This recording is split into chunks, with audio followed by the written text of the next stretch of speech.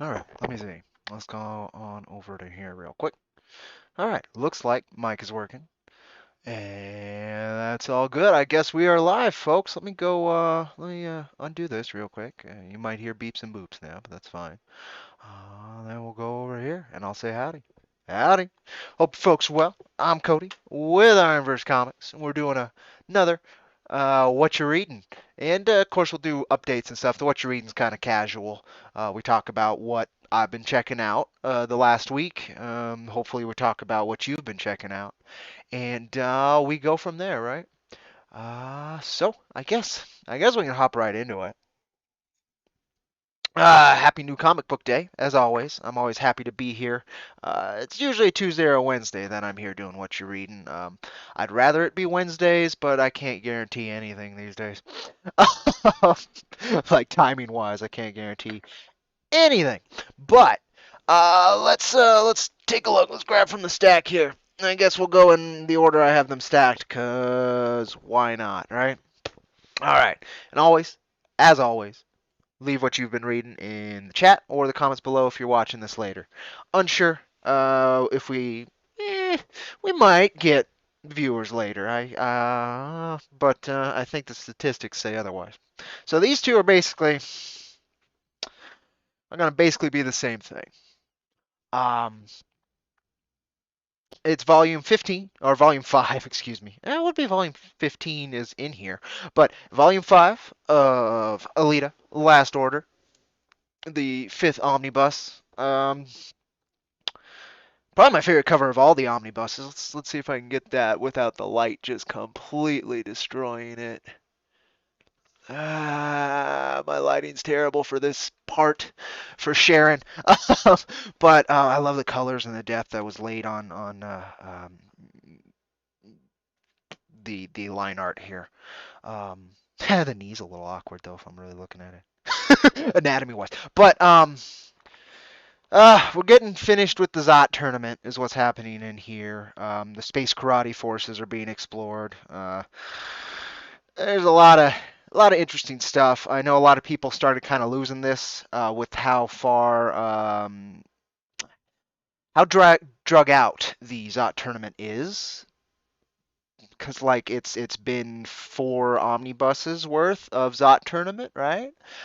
With the third omnibus being a break from the Zot, but going back in time for a while to explore his version of vampires.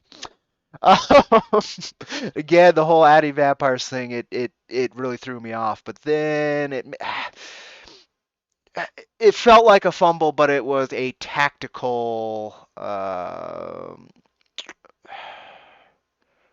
redirection, I guess is the best way to put it, to make sure that you were thrown off a little bit when he reintegrates it, and so that you aren't lost in previous footing as hard, which is nice. I think that's what he did. That came full head already. That probably came full head in the fourth omnibus. You didn't need much more of the third in here. This fifth one, we're finally sex. The male Alita is finally growing, the 2-year-old. We're seeing how badass he can be on his own. Alita herself just had hopefully what's probably going to be her final rebirth in actually I don't remember if that was in this or the sequel. So they didn't do a sixth omnibus for Last Order. There is volume 16, 17, 18, and 19 that finishes the Last Order storyline. And they didn't collect those, so I've been getting them separately. I think in 16 is where her rebirth actually occurs, fighting Toji. Huh, I'm glad the name's on the back here. I wouldn't remember. I'm terrible with the names. And they're kind of bringing this. The main thing he's exploring in these volumes so far, and finishing exploring, is masculine versus feminine identity. Identity, of course, is the biggest thesis in all of Battle Angel Alita from the start to this far. And I think in Mars Chronicle as well, because then it takes it back to childhood. So I'm kind of curious how he does that. How my guess is he'd be exploring how childhood forms identity, and since Alita loses that identity and gets reborn in the scrapyard, right? And again, I think she's been reborn about 4 times in this series already, 4 to 5 times in the long-running overall series, not just Last Order. Um, and yeah, I'm curious where he's taking it. Still very much worth a read. Um, I'll reiterate, just for the hell of it, Battle Angel Alita is really about how many parts of the ship you can replace and still call it the same ship. And very, very intelligent exploration of it. I'm very curious where he's taking it by the end. Almost to the end of Last Order, which kind of finishes the future Alita tale, and then he goes into the past with Mars Chronicles. So I'm curious how that works, and I'm curious if there's actually exploration of the quote unquote present with Mars Chronicles. So I'm excited to see how he ties this all up and finishes it with Last Order, though. She finally, there was her shadow, right? Her shadow manifested in the form of this Nazi, straight up Nazi, that was his job when she met him, because he was a real person before he becomes a psychological fuckaroo in the back of her mind. Um, he was the he ran the camp that basically brought up soldiers, and it was child soldiers. He basically threw children into the meat grinder, right? Just straight up, just to build better soldiers, and sometimes just to kill children. Uh, and her whole bit, I think, is that she found a resonance with this evil, and she was struggling with it this whole time. And she finally came to some kind of understanding and moving past what could be called her shadow. You'll find that explored quite a bit in a lot of writing, manga writing in particular. Oh, there was one other thing I read. I almost forgot, but it was more Battle Angel Alita. I forgot. I didn't realize I never finished this volume until yesterday, and I went ahead and go through it because it was basically it's other stories, right? So it's shorts and one-shot ideas. Um, and I like this because his art really does deserve the bigger format to really explore. What's worth it? The Den storyline, but I'll show you something really cool. They do. I love his artwork.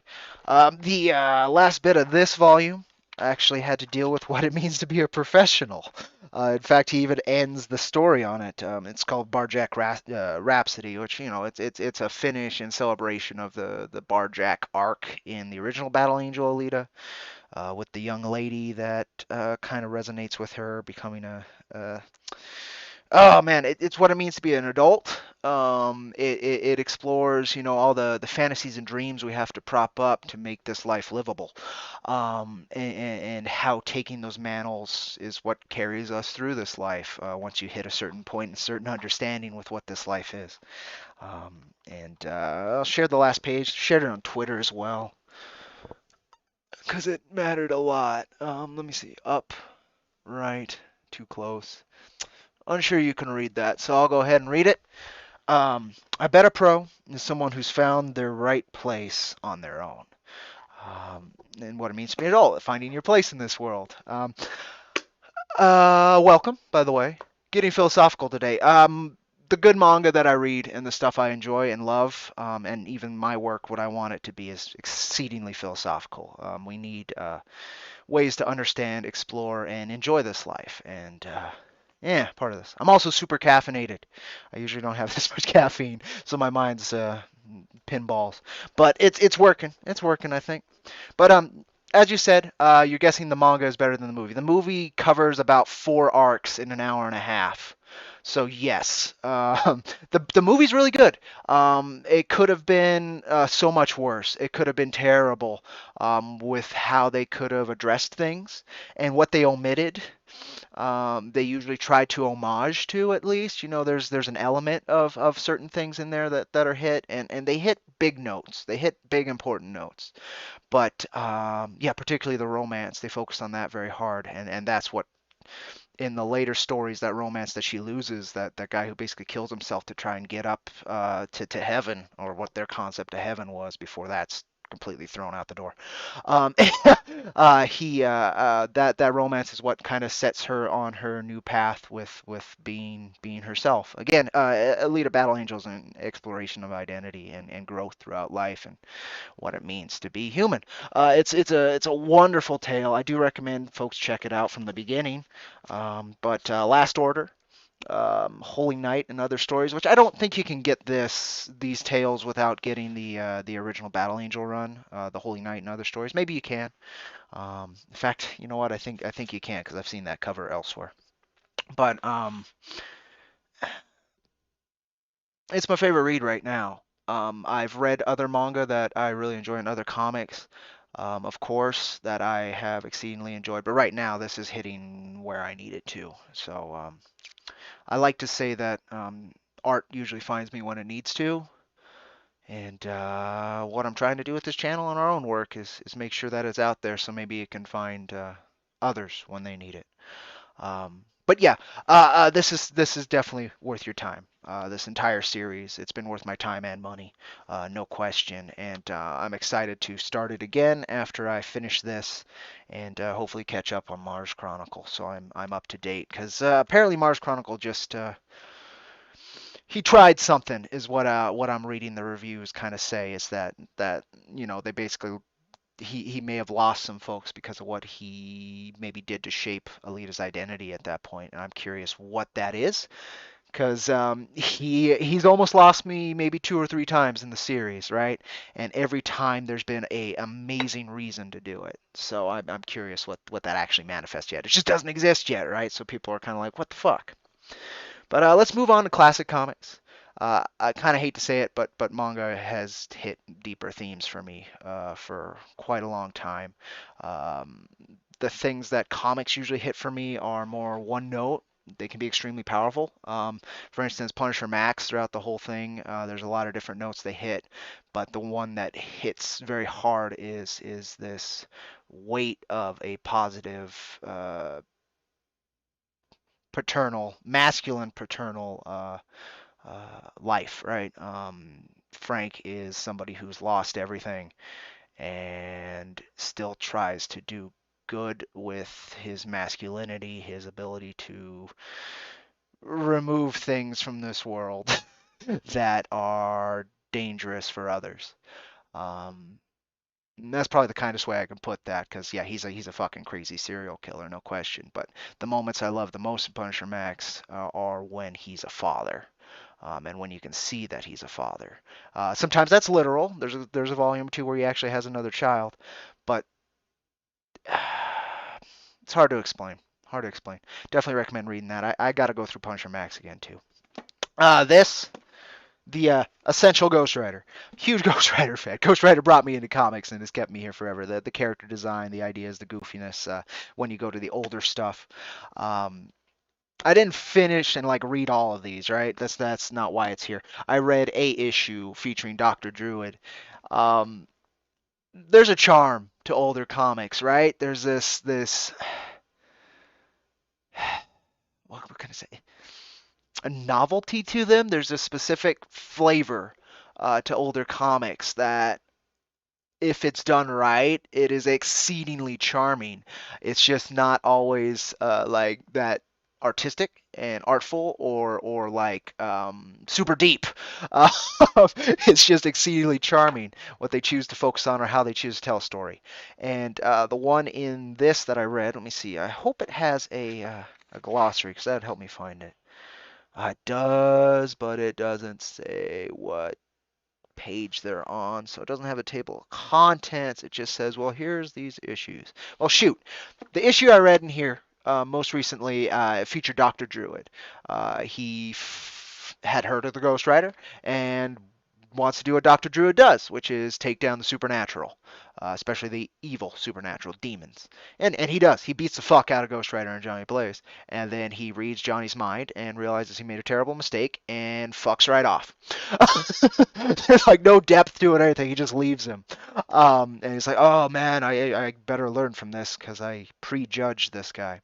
The artwork is exceedingly charming in these Ghost Riders, especially in the black and white, right? You didn't get to see this back in the day.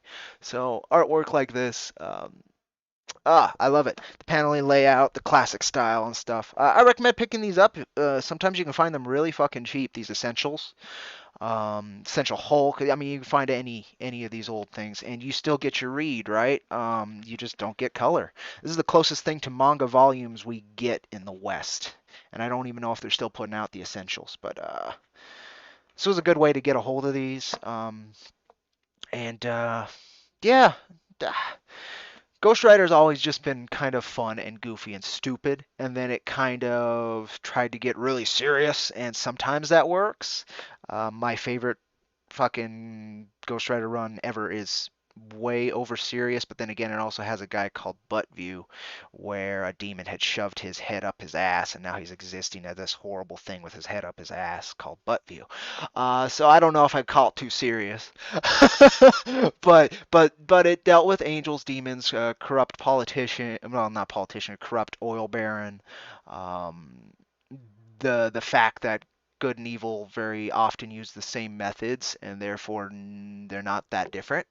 Um, yeah, Ghost Rider's a wonderful character to dive into for those kind of explorations, right? Because it's a Dr. Jekyll and Mr. Hightail for most of it, especially the original Johnny Blaze run.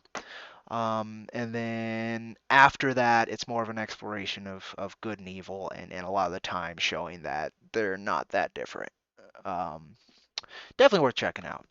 And these essentials, again, I recommend them because they're usually relatively cheap. You get a lot of value in terms of reading, and all you really sacrifice is the coloring, right? And you get a lot of old comics that are kind of hard to get a hold of. Ooh. Let me go through chat. I'm sorry. I am so caffeinated. Again, I told you folks, it's pinballs, right? I'm jumping from idea to idea. Apologies. Thank you for tolerating me. Howdy, how you doing? You're reading My Hero Academia and Vigilante, which, yeah, I haven't read anything to do with. To be fair, I haven't read any My Hero Academia. I watched the show, the anime, for a good chunk, and I really appreciated its exploration of what it means to be an example. Really resonated with me. All Might as a character and as a beacon. Um, I hadn't seen another character take on that mantle like him. And I'm really impressed, the fact that you smile through everything, even when you're fucking dying, to be an example of strength, so that those who come after can still continue forward and hopefully do the same thing. Really, I love My Hero Academia from that.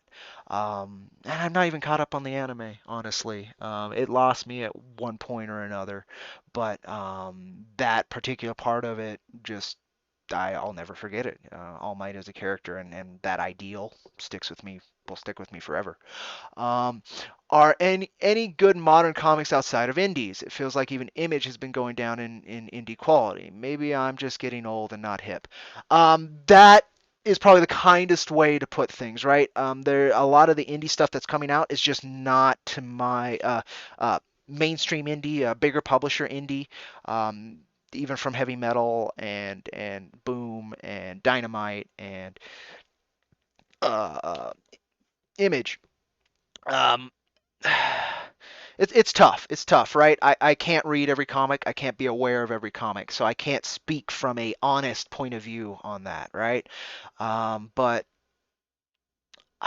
I'd almost guarantee there's something out there for you, and it sucks that it's hard to find it. That being said, the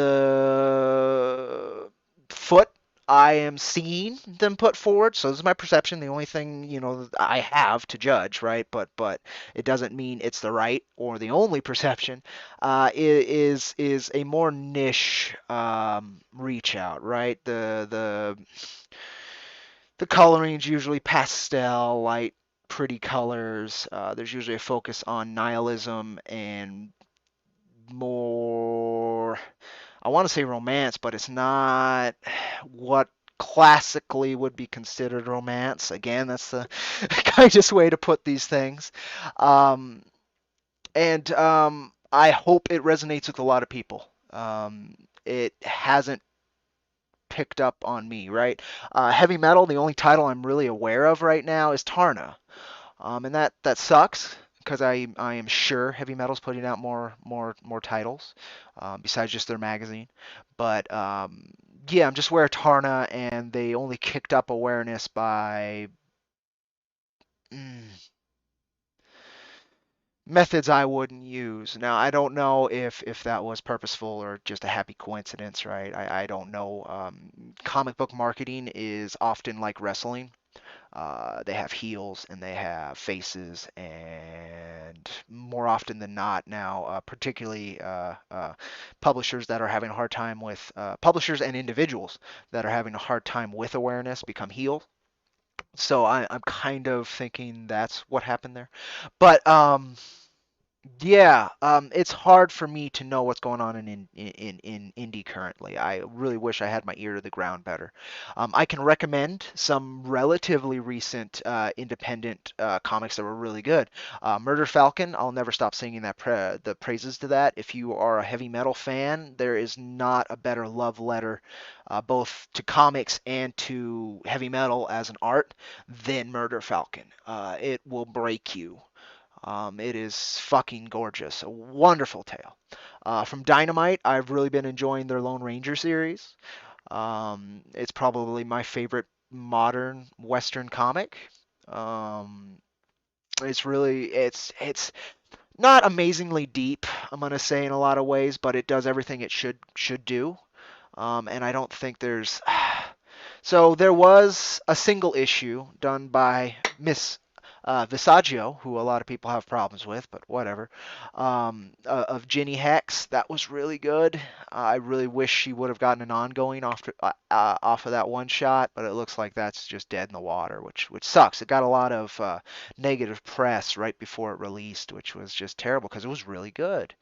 Bothers me from the art level to the writing level. It was a great little Western comic, modern Western coming of age tale from a character that nobody really expected to be very good. That one bothers me. Howdy, little Diggy. No, this is not Cody. This is his hologram. I hope you will appreciate that because it takes a lot of energy to make a hologram and render it and put it on video. Yes, it's me. Hi. Uh, let me look up here. Boom, boom, boom, boom, boom, boom, boom. I hope that kind of answers. Those are the two like most recent I can recommend. I wish I bought more modern indie comics. The most modern comics I've bought usually are creator-owned grassroots indie, right? So that's harder for me to not directly recommend because of course I want to see these, but to answer your specific question, a lot of those would be straight up grassroots indie, not more mainstream indie. Like Dark Horse, I don't think there's a title under Dark Horse right now I'm super interested in. Um, and that's a problem.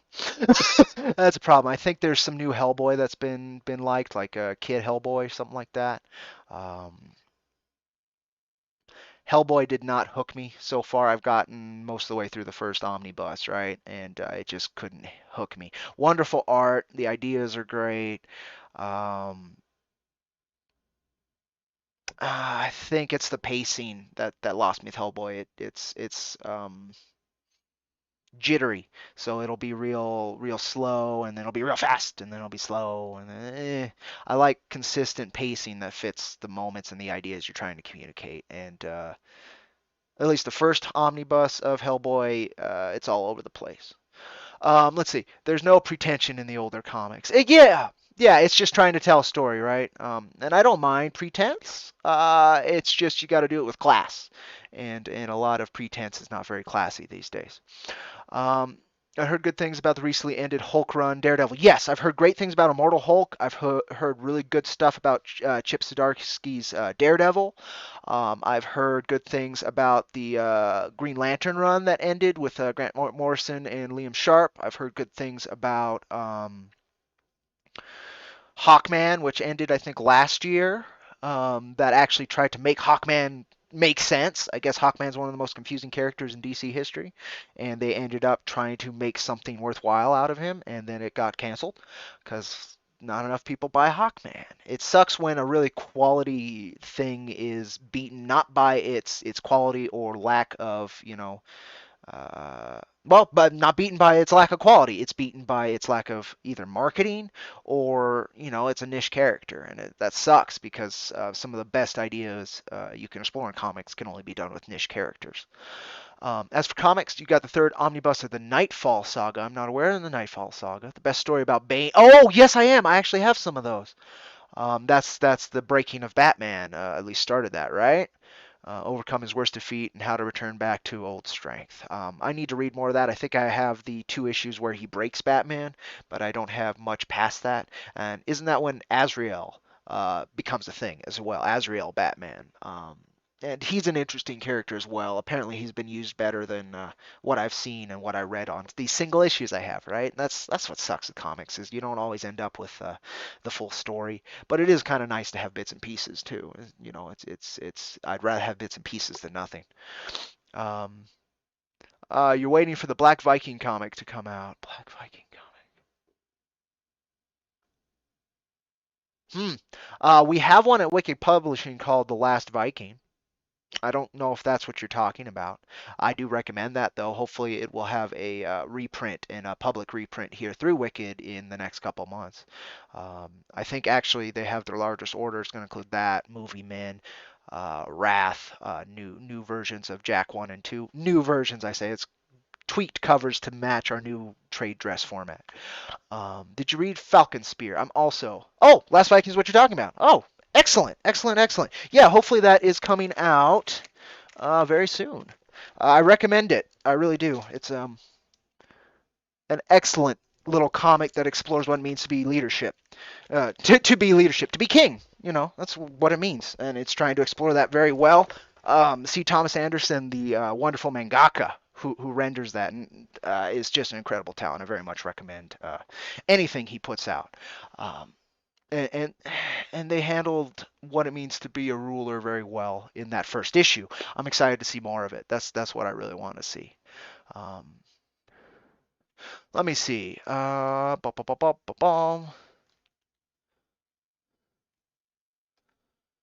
Do do do do. Let me just check a couple other things, and then we'll get back onto this.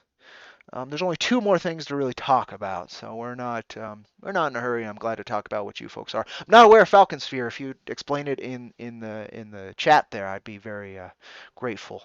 I haven't even heard of it, which not surprising. Again, I can't be aware of everything being put out, and I'm trying more and more each day to recognize that, so I don't put judgment out there, because I think we're all too quick to judge these things from incomplete pictures. Uh, and I think the paths forward that will provide the most progress and the most benefit for everyone um, are those that do not judge without a complete picture. And since it's possible to have a complete picture, it's a path that doesn't judge, in my opinion. But we'll see. Sort of a successor concept to the Amazing Screw-On Head. Oh, okay. So that's Dark Horse. I'm not, and Mike Mignola, if I'm right. And I'm not. I heard great things about the short, and I feel like I have seen the short animated thing. But that's my full awareness of the Amazing Screw-On Head. And so, again, I can't read all the comics. I wish I could. I wish I could. So hopefully that's a great thing out of Dark Horse. Great. I'm very glad to hear that. Um, let's see. Do, do, do, do. Okay, nothing else important there. There's not much else in modern comics that I'm really fond of. So many stories seem less exciting and deep than the manga are able to pull off. I th I think that's possible as well. Again, I'm always into back stuff. Like I'm super excited. Fist of the North Star is getting a reprint. I pre-ordered that fucker as quick as I could. Hopefully by the end of this month I'll have the first volume of Fist of the North Star. I am just so stoked because back in the day, the only Western reprints you could really get a hold of, and back in the day, I mean like just earlier this year, and for like God, 30 years were these super collectible full color reprints, and man, they were going for $300 to $1,000 a volume. So I'm super excited they're reprinting Fist of the North Star. I really want to get into that because it was a major inspiration for so many manga that came after, but it's also like right up my alley, like Trigun and Cowboy Bebop and a lot of these. Uh, I mean, it's Bruce Lee meets Mad Max. I couldn't explain that better in how much up my alley it is. Bruce Lee as a philosopher is super up my alley. And Mad Max is my genre. Post-apocalyptic exploration, right? When all is done, what do you do next? So yeah, I'm super excited for that. But again, that's manga. Western works.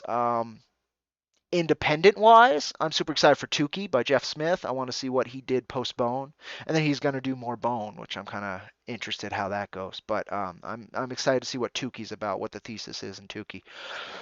Um, Tukey, Fight for Fire. Um, and that's something I'm excited. I'm not sure when that's gonna hit. That was crowdfunded.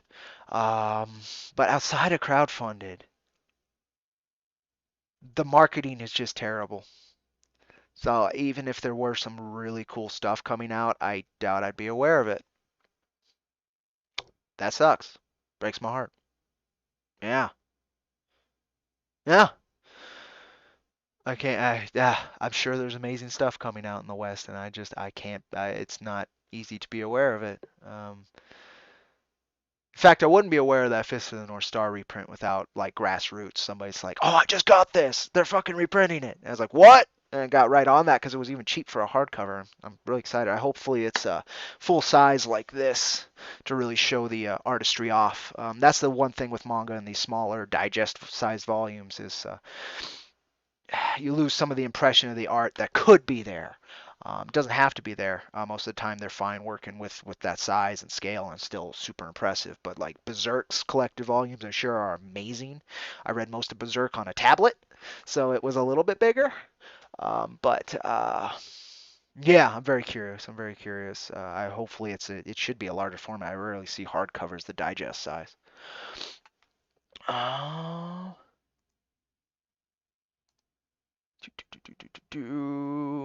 okay. Um, As for indie comics, there's one named Joystick Angels. The art is great. It's currently on Kickstarter in case someone is looking for a new comics universe. Maybe worth it to be checked out. Let's go ahead and share that because I am always wanting to. Again, there's no fucking marketing out there, so let's go ahead and do it for us, huh? For them a little bit. Joystick Angels, a new young adult space opera comic series. Interesting. Okay. We'll go up here. There it is. Ooh, I do like the art, particularly the coloring, to be honest. But the line art's very striking. It's kind of got edge to it, but it's got a lot of depth. Added to, of course, by the coloring, but it's got that little bit of manga in there, doesn't it? Oh, there's Alita Battle Angel right there in the fucking duck lips. Yeah, it's got a lot of manga influence to it. Oh, I'm glad it's doing so well. Almost 500 backers. Bum, bum, bum, that cover's good. Very much manga influenced.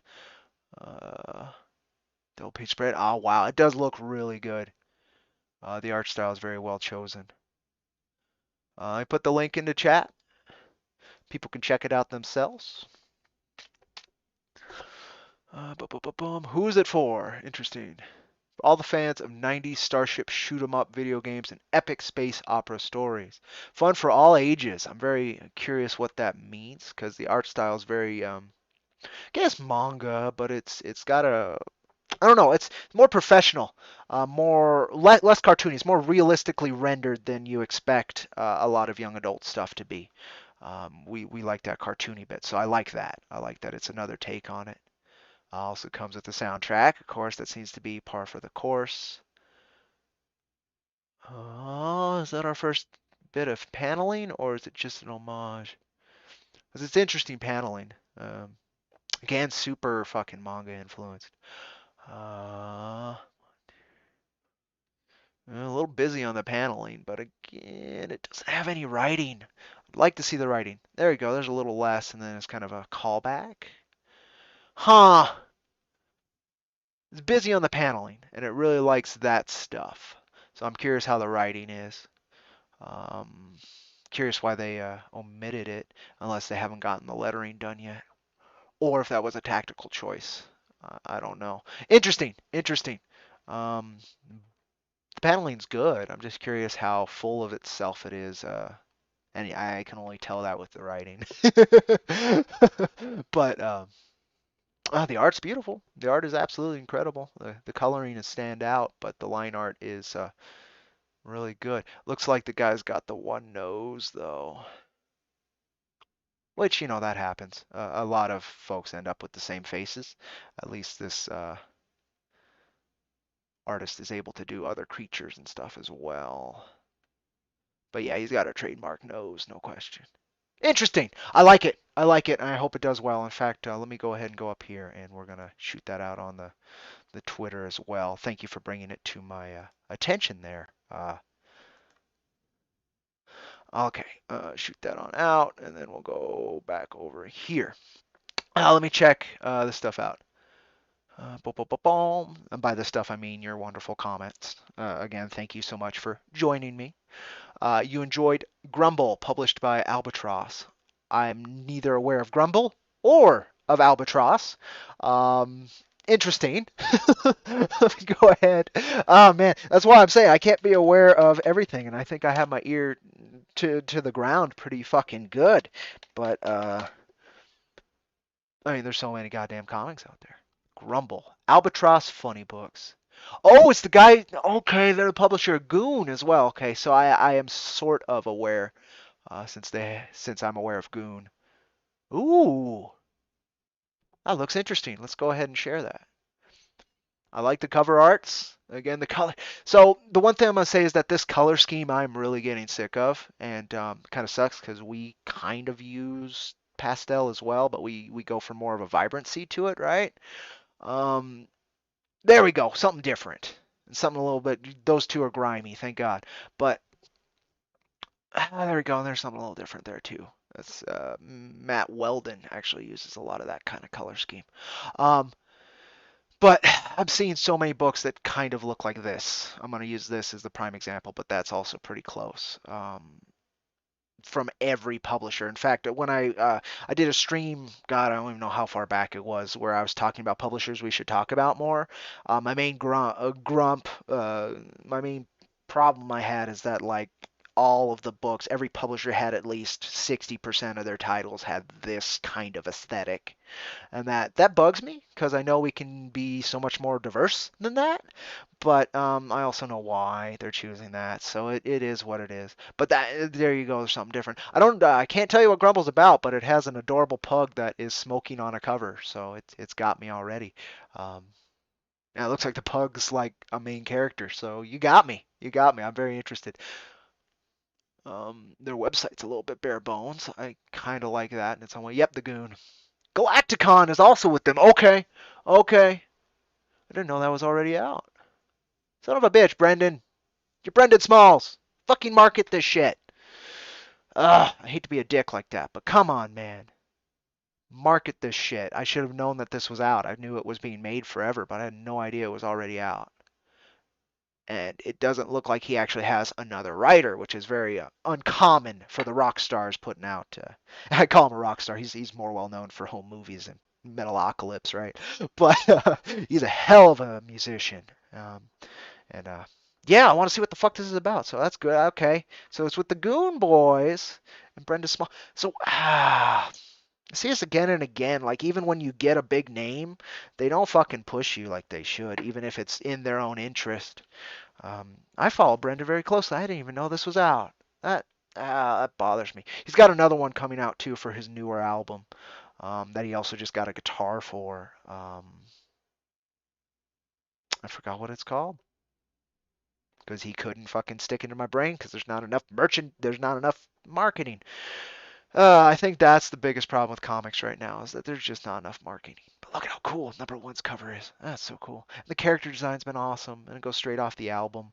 Kind of surprised he's not with heavy metal. That seems to be what everybody's doing. Megadeth's with heavy metal. Satriani's with heavy metal. Iron Maiden's with heavy metal. God, and they just added somebody else I can't fucking remember. I don't know what Satriani's gonna be like. If it's anything like his music, it's gonna be super self-indulgent. And Megadeth, at least the original release of it, I have to look to see if I can get it separately, was only available with a fucking anthology of all their albums with their discography. That was the only way to get the trade paperback, and that was the dumbest move ever. In my opinion. If somebody had the money to buy your discography, then they're probably not much of a comic fan. So it's just like this extra thing instead of its own very cool thing with Vic. Disturbed also with heavy metal. They're doing the thing with their guy, who I forgot what their character's called.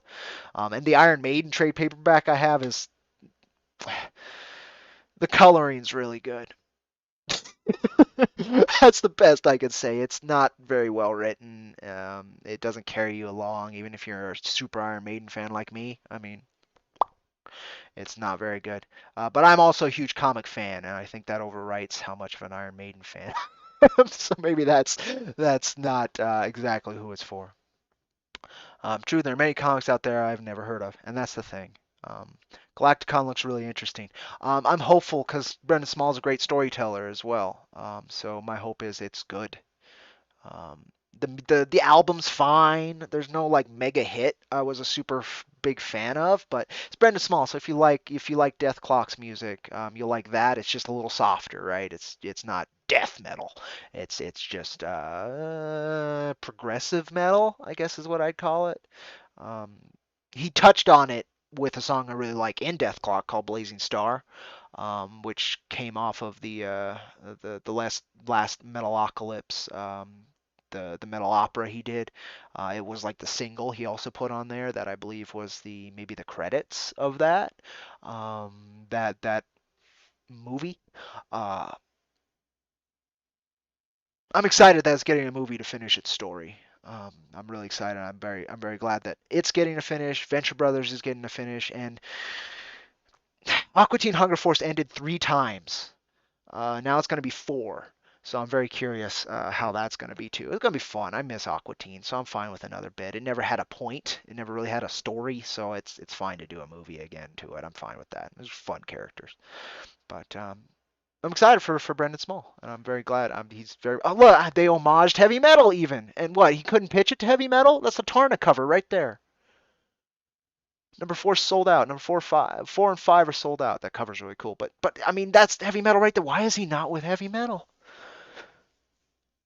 There's got to be a reason. There's got to be a reason. I'm very curious. Maybe heavy metal just couldn't afford him.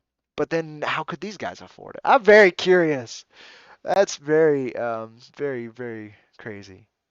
Um, Huh. All right. Let me go ahead and go over here and then check your chat again. Looks very interesting. I agree. I think Steve Manion is with Albatross now too. He did a Fearless Dawn Hellboy crossover there. Not aware of Fearless Dawn. Hopefully it's something really cool because very cool that they are getting the crossovers with Dark Horse. And that's really neat. Lost me when it started taking on overtly political crap. Not in the shows, but on the channel. Oh yeah, no, I haven't watched the channel forever. I've sailed the high seas for a very long time for my entertainment, and so I've been able to cut out the excess and just see the art I want to see. Um, so I have no idea how Adult Swim is. I grew up on Adult Swim. It's what really introduced me to anime and to what art can be in terms of not taking itself too seriously, but also kind of being having fun, right? So yeah, that sucks. But like every media section with any kind of money behind it, that's how they're keeping their money. So whether or not it's actually making them money. Now that's a whole different thing. I don't think it's making them money, but I think it's allowing them to keep some of their money. I don't know like the higher up bits. Once you get into money politics, most of that's so behind the scenes and involves people who might as well who the public don't know who they are, and who pull some strings, I guess is the best way to put it. You follow the purse strings high enough, you see people, maybe they have their name out, but you're not aware of these people, right? And so I don't know what the power dynamics are at that level of power, period, at the media level at the top where millions and millions of dollars come down. No idea. And that's why media is where it is right now. But nonetheless, yeah, that would suck. I mean, my dad, for years before he passed, like watching the commercials that are being put out these days. I don't watch many ads either anymore. I've given up on that. There's no fun or artistry to most of it. It's all fear. It's all completely fear mongering. So I filter that out best I can. But and like recent Adult Swim, I've had no interest in. Rick and Morty for a little bit was fun. Um, Hopefully, it's still going to be a little bit fun, at least have a little bit of fun with itself. But eh, I still enjoy Bob's Burgers a little bit.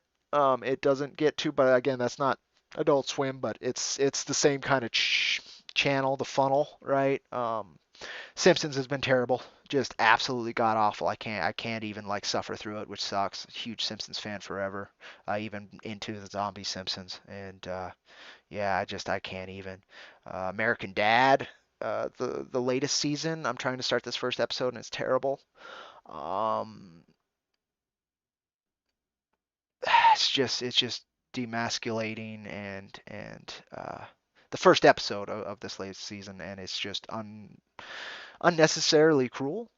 That's a big factor, right? And it can work. Like Rick and Morty's always unnecessary cruel. That was one of their shticks. So I don't know. I don't know. My heart's breaking for modern media, period. So the hope's always going to be in independent art, but yeah, Adult Swim. That's a tough one. But I am hopeful that the three shows that are getting finishes, particularly the Venture Brothers, it sucks where they were forced to leave it. So I'm so glad it gets to finish, and I doubt they'll have to give much ground to finish, right? There's no point. If it was an ongoing series, then you can pander, right? You might even need to pander and be told you need to pander. But if it's just a one-shot movie, I'm not too worried. I think they get to finish their art. I think the same is going to happen with Metalocalypse and Aqua Teen. It can't pander by design. It's just too fucking stupid. So in the best ways. So I'm not worried about that either. I think it's just going to be more Aqua Teen and then it's done. And that one actually got a finish though. Again, it got like three finishes, but it got like a definitive finish. So I don't know why it's getting a movie, but it can't be that bad. Let me see. And when it issued a public statement about Squidbillies. Oh shit, I haven't watched. I mean, I watched Squidbillies. I watched Squidbillies. Fucking hilarious. Just terrible, terrible, terrible show. Again, in the best ways. But yeah, I didn't know that they put out a public statement. My ear to corporate is long since deaf. Um, but I'm sure it was, because of how it's might be the most politically incorrect show to exist. And there's South Park, who had to kind of these last year kind of just like, yeah, let's stay under the radar right now. We don't want to get smashed to shit. But we still have something to say, and I've appreciated the two specials they put out. The virus one was interesting, but they took more of a middle hand than basically any other media is brave enough to do. So that was something. It's still less than is necessary, I think, but it was still something. And before that was real interesting too. So I don't know. Do you think as well that comics Western media is forcing the depressing and dark stories too much? I have the impression that there was more hope and growth in the stories many years ago. So moving forward through time, it's very hard to look back and see it honestly, because your perception has grown, right? Your perception has been shaped and has been morphed through experience. So I have a hard time honestly talking about the past, but you can talk about your feelings, you can talk about your impression, right? but I don't know if that's truth. Um, so I don't know. Again, I don't consume all media, but the main bit that's being put out these days that I see and I'm aware of, yeah, it's a major focus on everything sucks, so focus on yourself. It's a very materialistic approach, a very non-heroic, self-indulgent approach. Um, and when they talk about sacrifice, it ends up being sacrifice for the machine to keep moving, not against the machine. And the counterculture has basically been killed. They took what was a very interesting section of the counterculture that they knew they could weaponize, and they have weaponized it and made sure that that is the only counterculture that is being boosted, because it does not fight the machine in ways that it can't handle. It doesn't fight it with hope.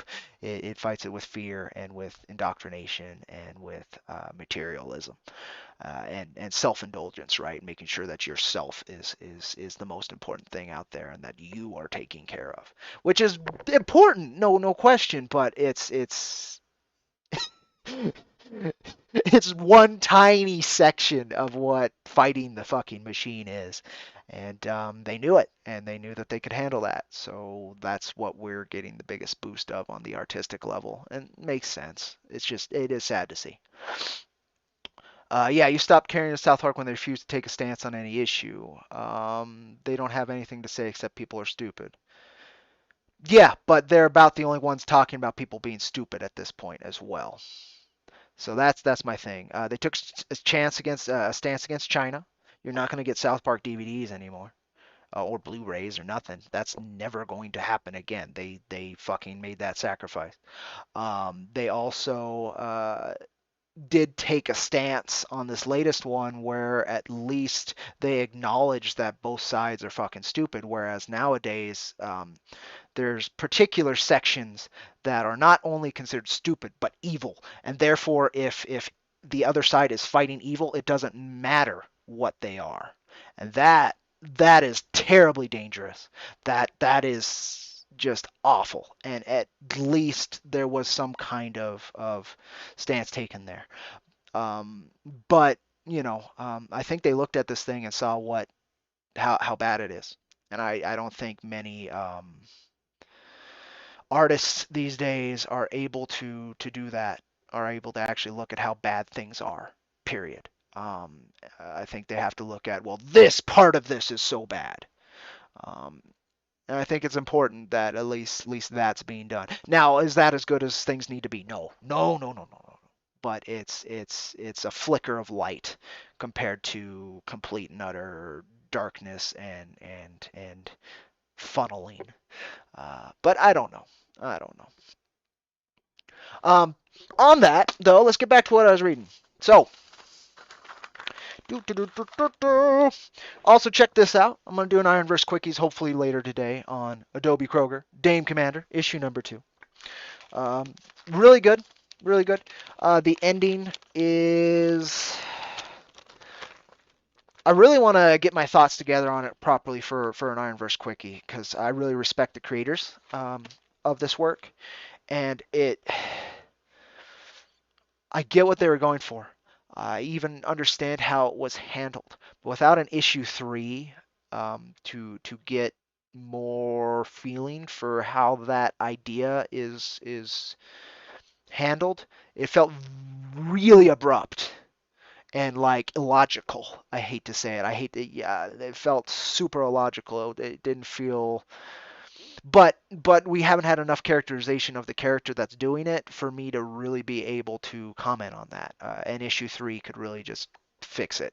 So I have no idea. But it was really good. I definitely recommend checking it out. It's still my favorite title coming out of Mythoverse Comics. Um, and I'm excited to see other titles. I want to see Changeling number 2. It looks really good. The coloring in it looks extraordinary. The line art extraordinary. The pacing is great. It's just the ending of the story told in issue number 2 has this abrupt feel to it, and it likely has a reason for that abruptness, but as it is, it did not provide the satisfying carrot. It provided a very abrupt, how is this working kind of carrot. So I'm hoping issue 3 fixes that. But I want to really deep dive into it on an Ironverse quickie because these folks are very dedicated to the craft, and I want to put my comments out there as best as I can. But definitely worth picking up. I believe it's actually available right now on MythverseComics.com. You can go pick up Dame Commander right now, print on demand. No wait, no campaign, none of that shit. You can just go pick up a comic. I recommend 1 and 2. Beautiful art, just beautiful line art, black and white. Great, great characters. Adobe is amazing. It's just this ending moment that was chosen. This character's being so hypocritical as to not be logical, I guess is the best way I can put it. And I'm hoping there's a justification for it because between issue 1 and 2, the teamwork that is put forward, um, that's what makes it illogical. Is this perception that this person has? So I'm hoping that in issue 3 there's like maybe a building between 2 other members of the team that maybe makes that illogic make more sense. Would make an experienced person act even worse than the newbie. That's what's really confusing with me. But yeah, I don't know. But it's worth picking up. Probably one of the most tight and professional crowdfunded comics being put out. I would say probably more so than Jack.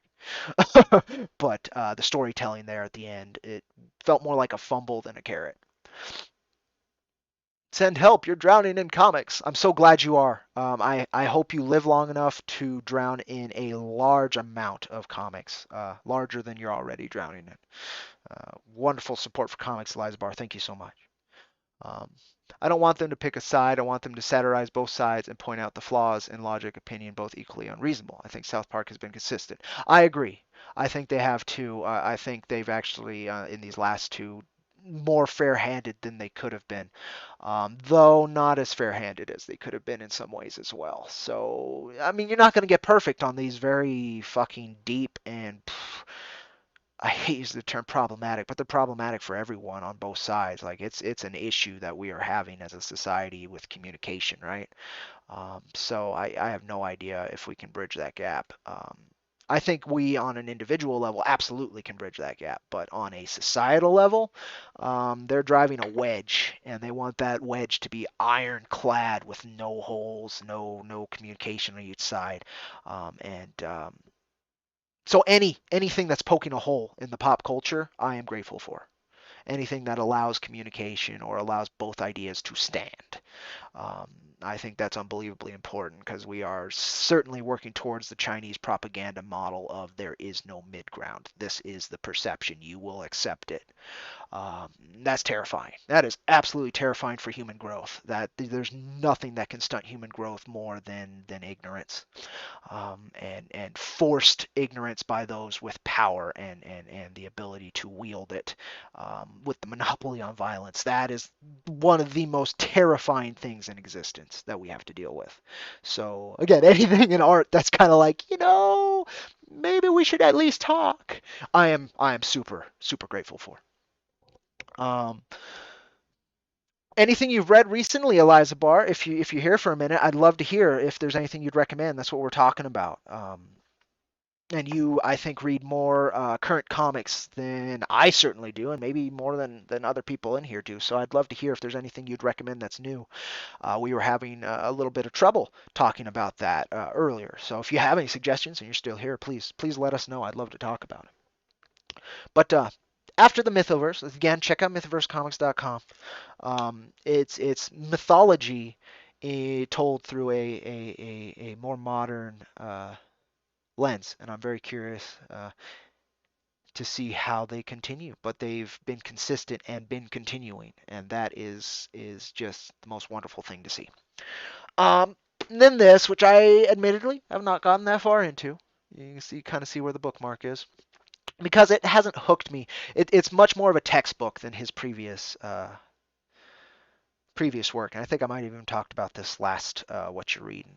So I haven't gotten torn through it as far as I have on like Understanding Comics. I fucking tore through. That was a wonderful celebration of sequential art. This is the nitty gritty. Storytelling secrets of comics, manga, and graphic novels. Making comics. Scott McCloud. And a lot of it has to do specifically with the artistry end, right? So it's stuff I wanna understand, but stuff I'm not integrating because I just can't draw it. But there's gonna be a section on writing, so I am excited to continue that. But yeah, I recommend Understanding Comics over this so far. But if you're an artist and you draw and stuff, I'm sure there are amazing resources in here. And I'm trying to take it so that I have better communication with artists I work with, and so we can better manifest stronger work. Um, and to do that, I need to understand the medium better, and that is handled beautifully by Scott McCloud in so far both these volumes. But the first one was more of a celebration, and I just loved reading that. This one is work.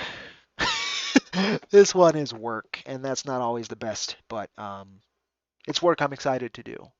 So take that as you will. Um, I recommend it. I just don't have too much to say on it because it talks more about technique and less about overall ideas. And I'm definitely a overall idea guy, less than technique. One of the things I think I said before, though, he's like, these are techniques, but the beautiful thing about comics is that you don't need them. It just might help you understand. So at least he has that proper footing where it's like, I'm not telling you how to do it. I'm telling you a way to do it, and I hope it helps you. And that's the perfect footing for any kind of lessons there. Because if you're telling me how to do something, it's the only way to do something. Just being who I am, I'm gonna be like, yeah, no, there's another way, even though there might not be another way. um, it's just I think a lot of folks are going to be like me on that level, and that's another thing that stunts progress and growth. But it's needed so we find better in other paths when there could be those better in other paths. Let's see, man. You haven't read anything in the last week. That's fine. One of the reasons you're drowning. Ah ha ha. But you've been digging the new Robin series. I really like Glenn. Melenkov? God, if I'm remembering his name right, he did Ginny Hex, and Ginny Hex was fucking wonderful with Visaggio. I really wish that would have continued. They built wonderful places for that, and as a neo-western, it was wonderful work that I didn't expect. But his new work on Robin, I love his art style. And even his personality on social media is beyond tolerable, which I can't expect from most comic creators these days. So glad to see that, and you get to see his cool art. I love his style, I really do. Um, uh, and the Cyberpunk 2077 miniseries. There's great to hear that there's more Cyberpunk that's actually really good these days. I'm curious. I'm curious the thematics it touches on because that's the main thing. Cyberpunk is a tool. Um, it has a lot of very heavy thematics built into it, and I'm always very curious how it's explored. Like Alita Battle Angel, Cyberpunk, no question, and it focuses on the exploration of transhumanism and what it means to be human and what is identity. Um, and that's built into Cyberpunk, in my opinion, because once you start replacing parts, how many parts can you replace and still be you? Um, that's the main thing of Cyberpunk, in my opinion. Period. And I'm very curious how that's explored in the comics. But I'm glad they're good. I wonder if they're better than the game. um, Geiger, Geiger, I've heard good things about. And the art style looks really interesting. I like the character design. Kind of reminds me of Atomic Skull from DC a little bit. Noctera, that's Scott Snyder's creator owned, if I remember right. I'm glad that's good. Inkblot, haven't heard of Inkblot, but that's a great name for a series. The new Tarna, all right, all right. I'm glad. I've heard different things, but mainly because heavy metal went ahead and tried to raise awareness in a very interesting way. The Vampire the Masquerade. Oh, cool. I know they've been building up for the new game for a while, so I have no idea how the actual comics based on the RPG, which I've heard is wonderful, are going. So that's good to hear. All right. Um, Deep Beyond. Haven't heard of Deep Beyond. Dune, House Atreides. I'm glad there's some Dune coming out that's really good. I have a few friends who are super excited. They love the Dune novels, and they're super excited for the new movie. And so I'm glad comics are coming out that are good. Um, Once and Future, not aware of that either. Hotline Miami Wildlife is a masterpiece that captures its universe perfectly. It's the NE Plus Ultra, of what it should be. Oh, wonderful. Um, Hotline Miami, I played very little of. Stylistically, it's very interesting, and I didn't get much story out of it, right? So, and that's what comics are driven by. So, in terms of flavor, and you want like super 80s, I would assume, then that's great to hear. Heavy Metal shot themselves in the foot for sure. I don't know how much they shot themselves in the foot and how much was just like we need awareness. And so, even if we have to shoot ourselves in the foot to be relevant, even just for a few days, um, I don't know. I don't know what the sacrifice level is. Bothers me because my team just got a short in heavy metal. Literally was the last heavy metal magazine that was just out before that ordeal, and that bothered me greatly because it spoke for like the professionals under heavy metal. I have no idea what their perception was with it, right? Um, and that bothers me as someone who tries to represent his team in the best way possible. It bothered me greatly, right to my soul, because that's the first near mainstream work that my team has been able to put out. Um, and that did nothing to boost that work. Um, but it also said nothing about the work itself, right? So I don't know. I don't know. But it bothered me as someone who works as a publicist for comics himself. How that was handled really bothered me. First Cyberpunk mini trauma team is about duty and love and how they intersect. That's a really wonderful thing to explore in Cyberpunk. So yeah, I'm interested to check that out if I get to. It's from Dark Horse, if I remember right, right? So there's some Dark Horse worth reading. We were talking about that earlier. Yeah, that's some good thematics there. So we did finish what I was reading, which is great. We'll go through it one more time. Making Comics, definitely check it out. Uh, Scott McCloud shares wonderful experience, and his ability to communicate is incredible. This one's just more work than Understanding Comics. Definitely start with Understanding Comics. Adobe Kroger, issue number 2. Check it out. I'll have an IronVerse Quickies up on it hopefully later today, but I can't promise. My hope is today, where I'll analyze it a little bit deeper and how its ending felt a little abrupt, at worst unearned.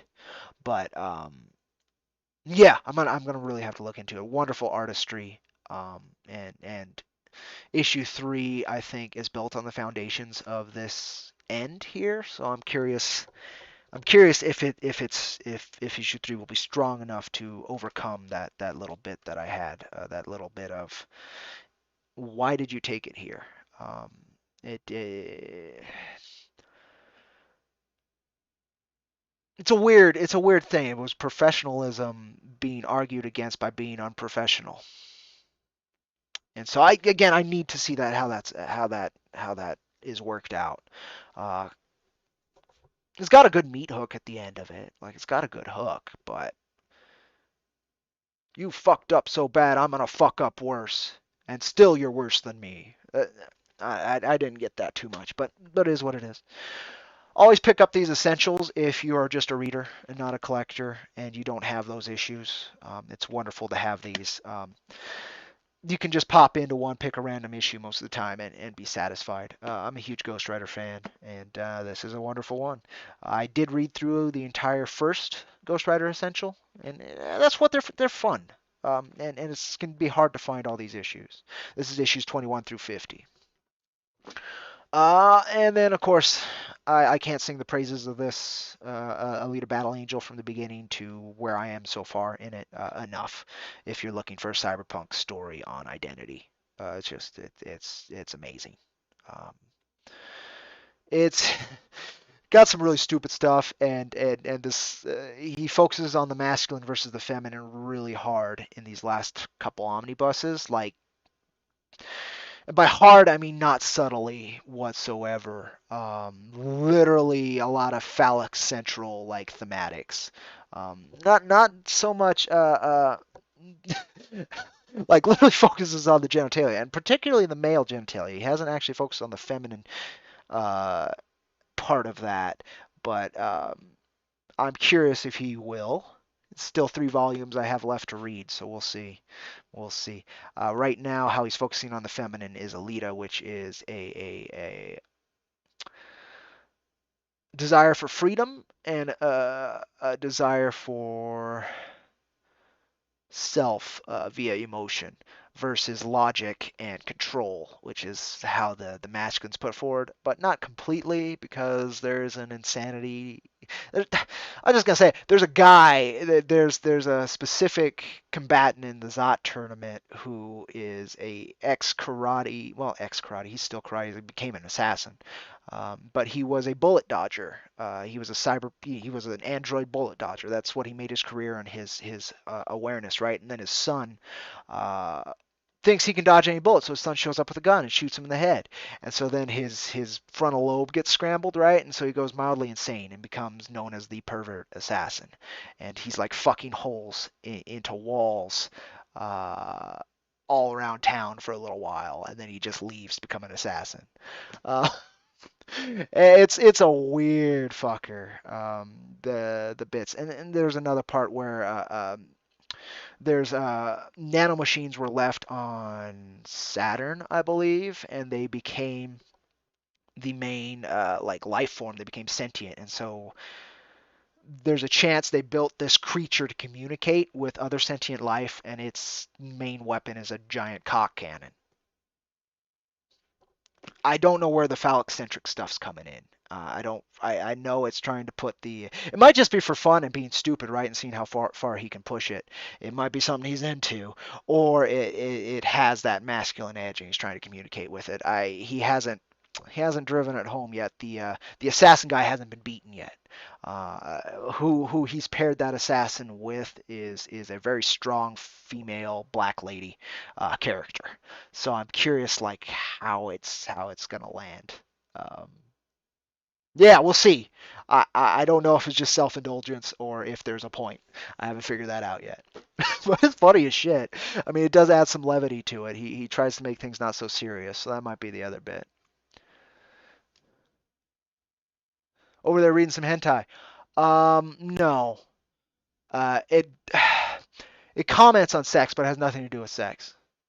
Like he doesn't rape anything, or he doesn't, like Berserk. That guy would be a rapist. But no, the thing you see him rape is walls. He literally fucks a bunch of cyber holes in walls. It was played for levity, and I think the same thing was done with this sentient beast that these sentient nanomachines made to enter the Zot tournament, the zenith of things tournament, the Zot. Um, and it's beaten by the karate guys by control and by logic, right? So maybe that was part of it, is controlling your fucking libido and not working from your baser instincts for communication. But again, I have no fucking idea. I'm gonna have to read all these again and see if there was a point again, or if it was just again self-indulgence for comedy, or because he wanted to draw giant dicks, or what. I mean, the one time he shows that guy naked fucking holes, he actually censored it out like you would on TV. I doubt I can find it even. And then try to give him a backstory. It's very curious because everything else he's dealing with is super serious. So that might have been the whole point, is just to bring like levity, to make sure like even at our core it's funny what we are. I don't know. Um, this and other stories, I think you can get it separately. Definitely worth it. It's just a bunch of one shots, and all of them are good. You do have to read these after the original Battle Angel Alita to really get it, just because it a lot of callbacks to other storylines. But otherwise, totally worth checking it out. They call it the B side. Yeah, it's the stuff that wasn't directly connected that he put out anyway, but was connected enough that you kind of need to know what's going on up to this point. But very good stories, especially that last one that I was talking about, where it's follows God, what's his name? Lord Den, this giant centaur mecha cyborg, because he's a cyborg. He had a human brain in there at the very least. It kind of adds to his story and why he was so inspirational. He was the oh God, what's the guy in Mad Max? Just walk away. He was that guy of the Alita universe, but of course more noble and had like a bigger point. He was trying to bring down the government to make a more free world, right? And that was a big argument in there, as whether or not that was right. Even though the factory was so shitty, tearing it down would have made everything so much worse for a good amount of time, if not forever. And that was an exploration in that arc, and then it kind of calls back to it and lets it lie. Pretty cool, pretty cool, and talks about what it is to be a professional, because the young lady wants to be a photographer for a news source, and the main guy keeps saying, "You're not delivering professional work, so I can't print it. Just be a professional, and I'll fucking help you out." And that was interesting. It was an interesting thesis. Who's that guy on Twitter that has like 3 years of Twitter posts detailing his crazy Alita, Becky Lynch, whatever else lore? I don't know. To be honest, I was aware. So when the movie was out and a little bit after, there was that huge Battle Angel Alita hype. So I might have been aware of it kind of close to that, but I never followed any of that because so I'm a fan of the theory of wrestling, I guess I would say, and how it stayed popular and the mechanisms they've used. Like I love seeing weird art that is surviving, right? That's what it is. It's a weird art that's surviving. I'm so happy for that, but I don't understand it. In terms of like, I'm not a big fan and engaged with it. I understand a lot of the theory of it, and I like how the theory works. And I've kind of had to figure out the theory because that is like some of the primary marketing that's just utilized these days is the heel face dynamic. Particularly in indie. That's a big one. So I'm aware of that kind of stuff, but like in terms of otherwise, yeah, I have no idea. But I feel like I did come across that guy. That feels like something because there was in the same circle, like you were saying, there was somebody who was like part of the Elite Army, which was the big thing for a while, and super huge fan of Becky Lynch. Yeah, I didn't engage with it enough to remember much more than that, though. That's funny. Yeah, that brings me back, man. That brings me back, but uh, I wasn't engaged with it enough to tell you. But yeah, so he runs around similar circles as you and I do. Yeah, that's what I thought. Okay, see him get retweeted now and then. Gotcha. That name sounds familiar, but not somebody I directly like. The guy who's close to that I see a lot of his work, usually has a Venom handle, and I believe his name is Rick, R-I-C. Big dude. He usually posts photos of himself with what Pokemon called a donut, a rice roll, right, over his head.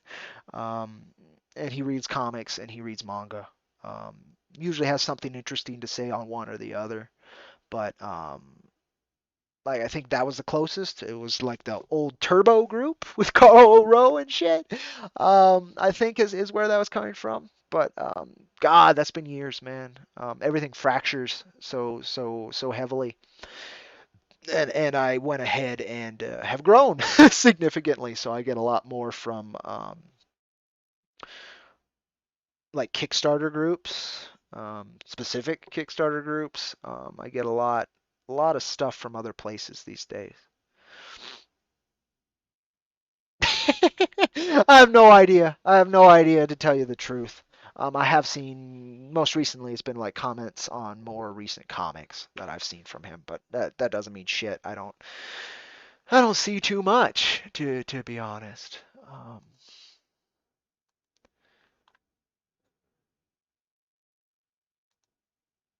Let's see here. What did I miss here? Anything important worth exploring? Alita, don't chase the cat. Hey, come here. Come here. Come here, miss. Oh, you know you're in trouble.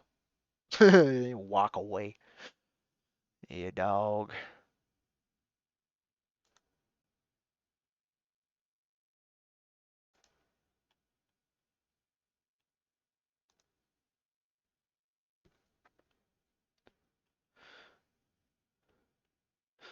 Let me go ahead and shoot those out. All right. Yeah, so I guess we're on to the update section since we're done with that pile there. What updates do I have? Probably two things I shouldn't show you folks. But Dollar Coins isn't here, so I'm pushing forward for IronVerse Comics. And then I still need to do what I'm going to call a campaign debriefing on the Kickstarter hardcover, where I talk about what we gained, what we went through, what the goals were, and what the future of that kind of idea will be. So that's going to be its own separate kind of stream where I have my thoughts more in order. Um, so I can't talk too much about that, sadly. Uh, Besides the fact that I'm stoked that it seems like we at least it was a net positive. Um, yeah, because it was a net positive. Um, but anyway, yeah, I guess we'll go into this, and he's gonna kill me because one of them's a work in progress. But we're getting more manga work in for Cactus Coyote. So let me go ahead. Ta-da! We got another page in. This will be included in the more tweaked one shot of Cactus Coyote. Um, Fucking adorable. I love Radcat. I really hope folks will get on this series because the depth that he has put to it and the fun. Uh, oh man, I love the series. Prolific. I've read. I think I showed before how many issues. Oh god, 20. Probably read about 40 issues of this manga. It bothers me that it's not getting the traction it certainly deserves in my eyes. Now that's my eyes, and there's some bias, but I think it deserves a period. Um, it was very cool to see some more recent artwork from the fella. Um, it's got an indie feel to it, of course, but it was nice to see the perspective and Radcat doing her thing, trying to buy some ramen. Pretty excited about that moving forward. All right, and then this is also moving forward. Now, don't tell nobody. The colors aren't final. There's things that are going to tweak. He told me in particular it's a work in progress. But we do have a new cover for the new one shot. So that's moving forward. Different colors and such a different colorist. Um, I think this is for the one shot and not for the ash can, which are two different things. The ash can was our comics attempt at this IP, whereas the one shot is the manga attempt at this IP. And both have their strengths and weaknesses, I think. But yeah, super stoked. I'm glad that's moving forward. It brought a lot of perspective to the work I do. So yeah, check it out, folks. I'm excited, and don't tell nobody. And that's the updates. There's not really much else I can say right now. Where I'm personally breathing on like funding updates and stuff. We're working towards reprints of 1 and 2 through Wicked Publishing with the new covers. We're working towards issue number 4, hopefully in August. We're finishing delivering issue 3 to everybody. Wicked Publishing says we're still on track to get everything out by the end of the month. I believe them so far. I hope everybody will have their issues by then because I'd like to put that step behind me and take more steps forward. Howdy, Rebel. I hope you're doing well. I hope you're doing well. I'm doing fine. Um, the caffeination that I was having earlier is kind of running out. I'm starting to get tired, which annoying, but it is what it is. I've been babbling on probably for a good amount of time now. Uh, but doing good, moving forward as we do, one step in front of the other as we do.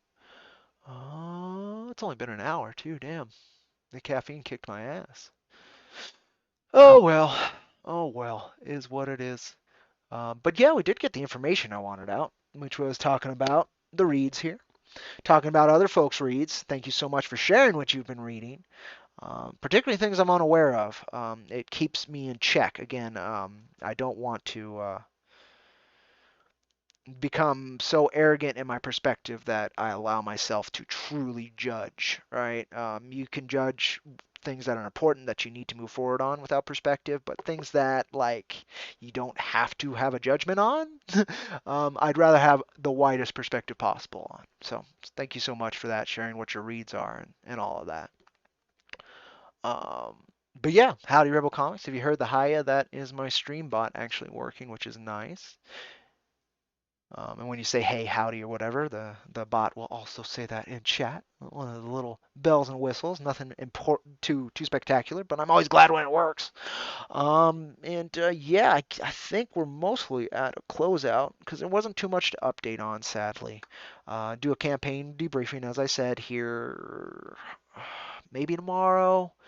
Depends how tomorrow is. I kind of actually expected to work yesterday and today, so yesterday I took a breather day. I needed it. It wasn't handled the best I could do. I should have gotten more done, but I needed it, I think. I don't know how self-indulgent it was, to be honest. And today I wanted to get this done, and hopefully I'll get two IronVerse quickies in. One on Adobe Kroger, Dane Commander issue 2, and one on the short comic in the back of Eclectic Coven, and kind of talking about what Eclectic Coven is.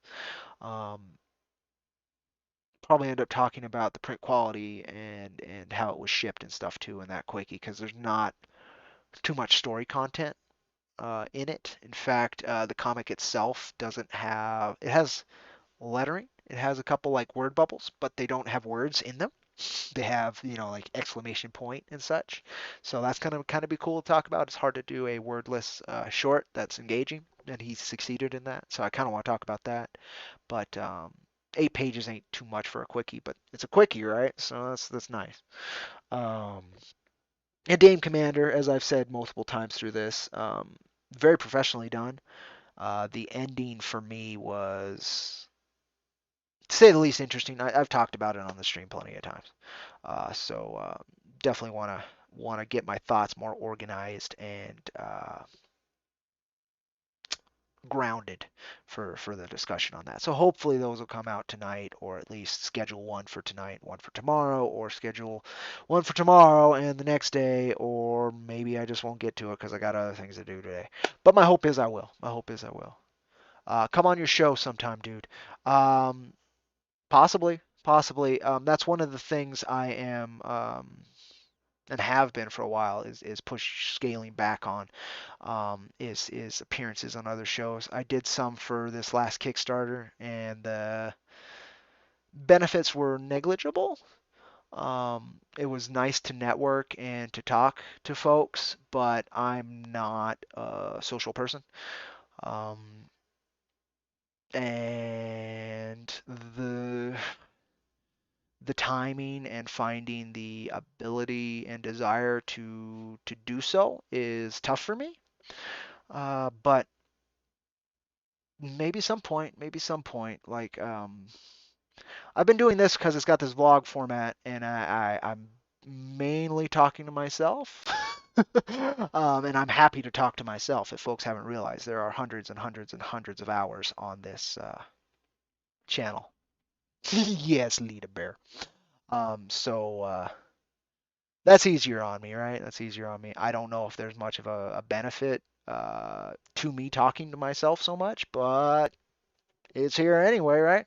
Um, it really depends. Again, I have problems with conflict as well, so usually I'm silent more than I maybe should be in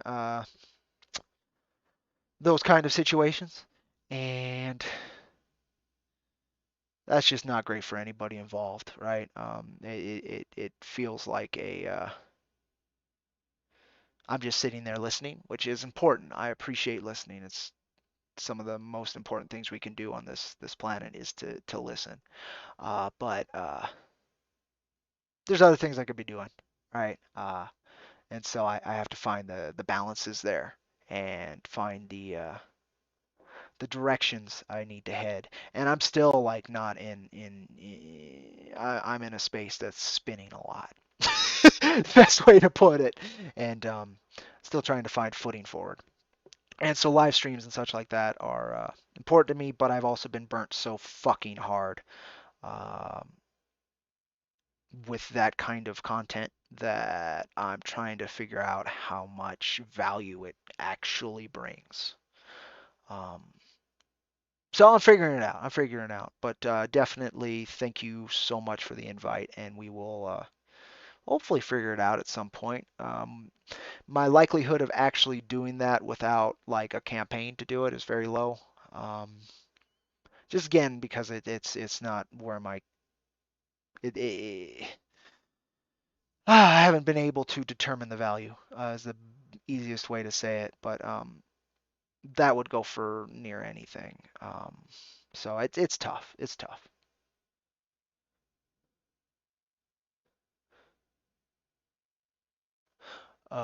It's never wrong to take one day off. Speaking of it, I have to continue with my work now. Even have coffee right here. Take care. Thank you so much for stopping by, Mr. Schmeling. I hope I'm pronouncing that correctly. Call you David. At least I know I'm pronouncing that right. Thank you for stopping by and saying howdy and sharing what you were reading. Really appreciate that. Lizbar, I should come on your show. It has a proven track record of Brian Ball continuing to make rags issues that has nothing to do with the couple of times he's been on. Oh man, that guy.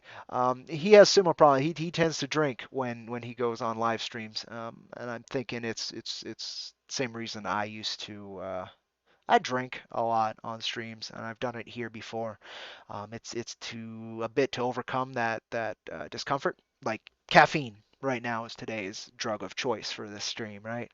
Um, but I've done alcohol for the same reason. Like you get a shot in me, I could be more gregarious and open. Um, there's something to that that's not great. So I'm also trying to work through that as well. Like I quit drinking for a good few months after my dad passed, and I only started again. Two reasons. I had a buddy by who is a relative alcoholic, and for him to be comfortable, he needed to drink, and for me to be comfortable with him drinking, I needed to drink. Um, Not great. And then after that, I did the launch stream for Jack, right, and for this hardcover, and it was for comfort doing a long stream. It was because it's a spectacle that people can look at and kind of, if you fuck up, they can laugh at, or if you're honest, you feel a little bit better about sharing. Still not great. So I'm figuring things out on a lot of different levels, and yeah, I think that's the best way I can put a lot of that stuff. Um, but I think I have a resonance there with Mr. Ball, and I think I know why, part of why he ends up on that spectrum quite often. I could be wrong. I could be wrong. I used to consider myself a good judge of character. That is wiped away, completely wiped away. So I have no idea. That is pure speculation. Um, but yeah, interesting, Lisbor. Interesting. Again, I'm gonna probably just stick on this for a while. We've actually gotten over 250 subs. Thank you all so very much. We've hit 257, so it's actually unlikely we'll dip below 250 again, which we were doing for a while. We'd hit 250 and then 248 and then 250 and then 249 and then 250 and then so I'm kind of glad. That was one of the other benefits of this hardcover. So again, we did reach a new audience who was interested in our work entire, not just what we were trying on Kickstarter, and that was one of the goals, right? Was to expand awareness and expand the audience. And hitting 200 backers, most of which were not previous backers, was awesome. And almost 200, 198. I was really hoping we can get two more dollar backers just so I could say 200. Didn't happen. But yeah. Just gonna continue one foot after the other as you do. In so many other respects. And I'm going to keep trying to do this What You're Reading every week. Hopefully on Wednesdays, sometimes on Tuesdays, just depending on how I'm feeling. Shouldn't be on Thursdays, but maybe on Thursdays. Um, and yeah, I hope you folks will continue to join me, and hopefully I'll have other things read by then. I was hoping to have more. I try to have a Gru issue read each What You're Reading to, and I just did not get to a Gru issue this time. Um, which bothers me a little bit because I just cannot sing the praises of that book, that series, that work enough for what it is and means to me as a comic medium. But it is what it is. I got to be honest with what I'm reading as well to have anything to talk about. Man, I was there when Brian made that judge a character discovery. He and I were like, I hope he's okay. And our mutual guts twisted into a knot when we found that, yeah, I wasn't there directly, but he was very kind enough to probably let me know relatively as soon as you folks knew. So that was nice. That one continues to break me. So I'm figuring that out. I mean, I have 3,000 issues that will never allow me to forget it. Uh, actually, over 3,000 issues if I count the previous printings that have things like that. So I'm to say it was a very powerful lesson. Is the best way I can put it. And a humbling moment. Reminded me how fucking childlike I am. And that's a good thing in a lot of respects, but at this point in my life, there's some respects I need to grow in, and maybe that was a good reminder of that at its best, right? Ugh. Oh, that's neither here nor there, and I wish I hadn't typed that because I'm trying to forget all that crap. Yep, exactly. I'm not. I'm not going to be able to forget it. My point is to integrate and move forward with it, right? Um, and that was part of what the hardcover is trying to achieve as well. It was a rebirth renewal attempt. And from that perspective, it sucks it didn't fund. But from a million others, it was a worthy endeavor nonetheless. So I'm excited to do the debriefing on that. I don't know how much I'll talk about how it was a renewal rebirth attempt in that, but I may. It's kind of important, and it's not something that didn't happen or didn't exist, right? So and my goal with the art entire is to communicate that and to be of something of value, and that does mean the entire journey. So we'll figure that out. I definitely don't want to do anything focusing on that, but as periphery and as best term I come seasoning of things, flavors. I think it's important, even if it's one that tastes like shit. I think it's important. Okay, so um, two monitors. One over here where I can read chat and see what I look like, and then one in front of me that has whatever I'm trying to broadcast, usually social media a lot. Um, I'd rather have a couple monitors, but I do have one to the right and one to the left here. Um, and that's kind of where we're at with that. But that'd be nice. I have 6 streaming services. Six, five. I have a tendency to exaggerate, if folks haven't realized. Uh, but yeah, 5 streaming services. It doesn't connect to Facebook anymore. I think you actually need to be paid, a paid subscriber to Restream.io to have it connect to Facebook, because I don't see why it hasn't. So technically, we're live on 4. We're live on Steam right now, which nobody watches on Steam. We're live on Twitch, which 2 folks are watching on Twitch. Thank you so much, at least as it says. The numbers through Restream.io are unbelievably unreliable until you hit like over 10. Then it actually puts priority to it, from what I've seen, and then those numbers are relatively reliable. Um, 2 on Periscope right now, and 1 on YouTube, it says. So I don't know. Sometimes I'll refresh it, and then it'll say 0 throughout all of them, and then it'll have like 1. So I have no idea where. And it says 3 over here on the thing that I can see chat through Restream, which is really nice. I used to have to do that as a separate thing, which was annoying for a long time, but now it's just part of my OBS, which is way easier.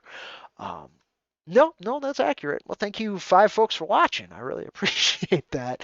We average 0 to 2 people, so I'm very happy when more folks stop by. Particularly sharing what you're reading on these days. It's important for me to keep my ear to the ground, particularly stuff people like, but also stuff people don't like. And I just like sharing my love of comics. That's a huge reason I do any of this. It's because it's changed my life and it's very important to me. And I know it's done the same for others, and I think it's important we celebrate that. Let's see. Besides cold coffee, we've been going an hour 42. I thought we were at an hour and a half, so not bad. Um, any questions on updates? Questions on the current campaign? Oh, that's another update. There we go. I can do that. Current campaign. Let me go on over here. So I did release an update most recently. So let's just go through that update. For folks who have been following the issues 1 through 3 go. I kind of lightly talked about it, in terms of we're going to be finished hopefully by the end of the month with shipping everything out, all that. Hopefully, the international is going to be a sticky pickle for me financially, but I'm very confident I have it covered. But I was confident on a lot of things this campaign, so no longer am I allowing that to become arrogance. So let me move over here. You may need to see if your software will let you fiddle with delay settings because your voice is maybe. I've been seeing that on the playbacks, right? I have no idea how to fix that. No idea. I'm very sure there are settings, and I know the sync isn't up, like what you're saying. I know it doesn't sync because I've been seeing that, and it's bothersome because I talk a lot with my hands and with movements, and if those timings aren't right, it's an interesting experience to say the least. I'm sure. Um, and I know it's there. I just don't know how I can test that without being live. And the problem is you can't fuck with settings when you're live. So maybe a recording. Maybe it'll work with a recording. I'll have to look into that. But you're right, it's the delay. You're supposed to put, let me go over here, the keyframe interval, which is kind of a delay. It's how much it waits so that it has the frames ready when it broadcasts it, right? At least if I understand it correctly. It's what it judges the frames for. And right now, you're supposed to have those at 2 when you're live streaming. Right now, it's holding at 2, but sometimes it goes down to 0.1. Sometimes it goes down to 1. Sometimes it goes down to 0. And I don't know about that. Maybe that's what's causing it. I don't know. I'm going to have to look it up.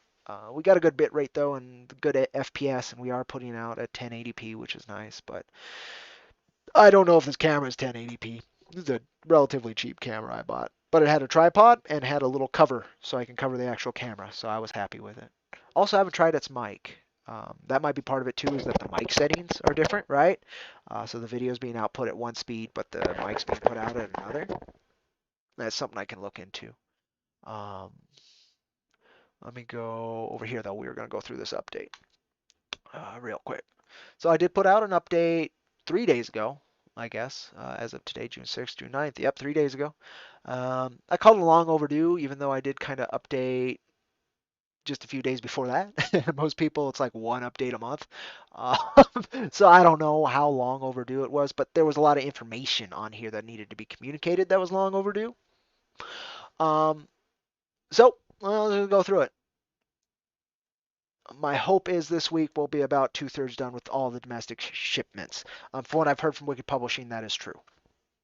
Um, so throughout this month, we'll see if those start arriving. I love seeing these pictures. So if you do get your issues in, please post and remind me. Not only does it help us grow because it shows that people are getting their stuff, it's a huge mental assist for me because I am not physically packing and shipping these books. So I don't see every book. I don't know what's going out and what's not. And I trust my fulfillment folks and my publisher, but there's something about more solid evidence directly from the person who's receiving it that helps me feel better about it. And I think that's understandable from all perspectives. Um, we are hoping to start international fulfillment next week. But I will be updating directly because that's the one where once I have all the prices I'm gonna lose maybe $20 to $40 per shipment going out internationally because of my stupidity in budgeting, right? So again, we had 60 international orders, so I should be okay. I have that shored up and saved, but that's something we're gonna have to maybe go piecemeal at to make sure that I'm also in a good position, in my life, and I don't end up on the streets. So we'll see.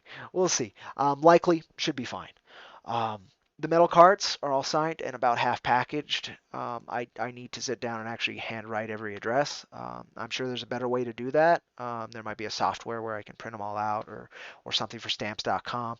My hope is to send about a chunk of them to Wicked Publishing to be fulfilled alongside the single issue orders. the ones that were just for issue number 3.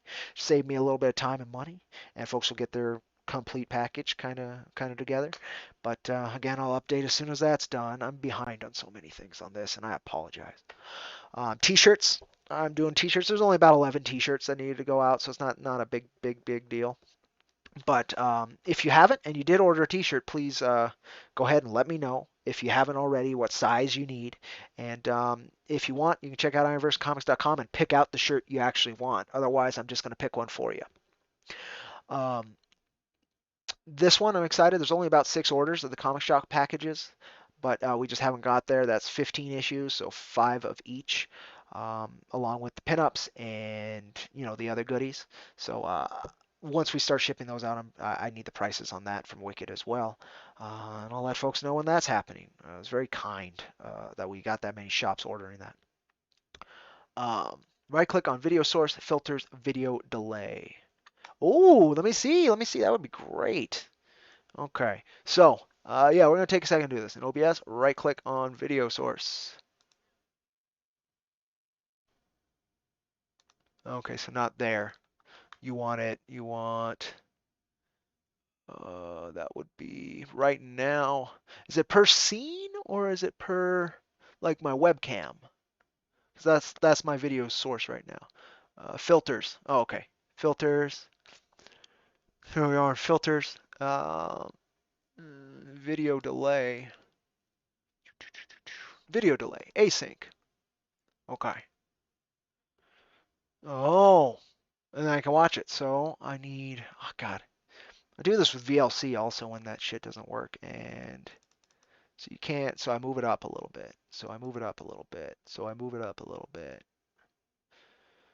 Let me, this will work till that. Oh, God, it's about 10 milliseconds. Oh, no, that's too much. Something like that. No, that's way too far. I can't move it up. I can only delay it. So let me keep going. Let me see. Let me keep going. Let me keep going. La la la la la la la la la la. Watching, watching, watching, watching, watching, watching, watching. Ah, it's making it worse as far as I can tell. Let me go up. Let me just make it crazy. Let me just make it crazy. Let me just make it crazy. Might be better. Watching the hand move. At least it's in rhythm now. Let me go 100 milliseconds. 'Cause I think that's your 10th. Check. Huh. Let me see. Let me see. Let me see. Let me see. I don't know how the audio is coming through though. That's the problem. That's the problem. I have to listen to it on feedback, and then you folks would be hearing me, and it'd be a cacophony of all hell. What I'm gonna do is probably have to check that out through a recording, which is annoying. But okay, at least now I know what to check. Thank you so much, Eliza Bar. I just might not know what I'm doing. Also, that's a very key point. Okay. Anywho, t-shirts, comic shop packages. We can talk about that. This one I am most ashamed of. I just have not had the mental space to focus for a couple hours and paint something. That is inexcusable, but the truth. So is what it is. I'll be getting these down hopefully this month. Just have not had the focus. Getting everything else done has at least is more piecemeal. It's less applied focus. Um, is what it is. And then, yeah, we talked about the Kickstarter. I'm so impressed we got 3/4 funding. It's not bad on a new platform where a lot of our previous folks would not cross over due to a multitude of factors. And that we're going to try for issue 4 in August. Most likely. It might be earlier, it might be later, but it's likely August. Um, just because I can guarantee all the shit's out, right? And then I can have a good chunk of July to market the pre-order, the sign-ups, right? But we'll see. We'll see. But yeah, that's that update. That's that update. Oh, you figured out how to make your phone a USB webcam. Ooh, that's neat. That's kind of like something I was going to try and figure out because I wanted to do like some of the packaging. of those cards and like the signings and stuff live, right? And I don't want to have to move my desktop and a monitor outside, out into where I do the work. So I was thinking a laptop that I have, I could use that and the webcam from that, or even the webcam I have here, right? And then broadcast that data to OBS on this PC and do it that way. I have no idea. It seems completely possible, right? And maybe the theory would be the same as turning your phone into one, right? Um, so that's very curious. I'm glad that that's doable because that's similar to what I want to do. So that's good to know. Appreciate you sharing that information, honestly. All right, let's go over here. I think that probably covers about 2 hours. About 2 hours, an hour 52. I don't know if I have anything else to talk about. If you folks have any other reads you'd like to talk about while we're live, please let me know. If you have any reads and somehow you're watching this later, please put them in the comments. Like, sub, all that fun stuff. Gonna continue to grow this channel as much as I can. I'd love to break the monetization thing and actually have a decent footing myself to advertise and to just talk to you folks as IronVerse Comics. But we'll see. Uh, there's a lot of interesting footings I'm going to be feeling out. This whole year has been that. So I'm assuming the tail end of this year as well with issue number 4 is going to be like that. I'm hopeful people enjoy issue 3. Don't know. I know fans enjoyed it, but that's a tough one to actually get a barometer, a feeling of. Uh, but so we'll see how that goes. I'm hoping we get. There's a lot of angles and balls in the air, right? No idea how a lot of them are going, and a lot of this year for me is just letting time do what time does, and doing my best to maintain while I'm waiting. So we'll see how that goes. At least for Android, no clue for an iPhone. Gotcha. Turn on developer options on the phone. Enable USB debugging. Oh, and then use IV cam on the phone and desktop. Normally it would use the Wi-Fi, but with USB debugging turned on, it runs over the USB cable. So I could do it wirelessly. So that answers my question there, is that you can do it with Wi-Fi, which is how I'd need to do it on there. Okay. Interesting. Glad you can do it on the phone. Again, I could do it this camera on this thing. If anybody's watched watched IronVerse Quickies, all of that's filmed on this. So it's not the worst camera for like a $30 phone, but it's a $30 phone camera. Um, I would think the webcam on top of the Mac that I have, it's an old MacBook Air, like from 2010, something like that. I think that would work really well. But who knows? Because I'd like to be able to do that kind of stuff, like signing, packaging, a few other things that could be done with that wireless. So I have more space than just this set. But we'll see. We'll see. Issue 3 has the skull smoke. Yes, indeed. Yes, it does. That was Maxie's beautiful idea to communicate what I was trying to communicate in that, which is he could have taken a headshot. He didn't. He wanted to get Jack's attention. Um, and that helped communicate the fact that he could have killed Jack. And that was important to the scene. And I'm so blessed Maxie understands what I'm trying to do and can better communicate it through the art than I usually do through the script. Um, Bought a high-end webcam and it was absolute garbage. Oh, that sucks. Yeah, this is like a cheap little $30, $40 webcam. The main thing I needed to fix was the lighting. And thanks to Dollar Coins and his film experience, I was able to get the right kind of bulbs and at least get here where you guys get most of the color. If you watch the early stuff I did on the webcam, it's almost sepia toned because of how bad the lighting was. Now it's a lot better. This is tolerable. Like that light in the back, I could probably turn off and the lighting would be a little bit different, but it helps frame everything. So I usually keep that on. Um, so you went back to using your GoPro and you're going to use your phone too. Both give way better picture. That's so trippy that a high-end webcam sucks. Um, you can't judge quality these days at all by like brand or by price. uh, a lot of the high price stuff you're buying by brand, right? And not quality. And a lot of the low cost stuff you're buying by quality and not brand, and the quality can be really shit or it can be decent. It's rarely really good, but it's a gamble. It's a gamble. You used to be able to trust a brand for quality, and that's what made the brand the brand.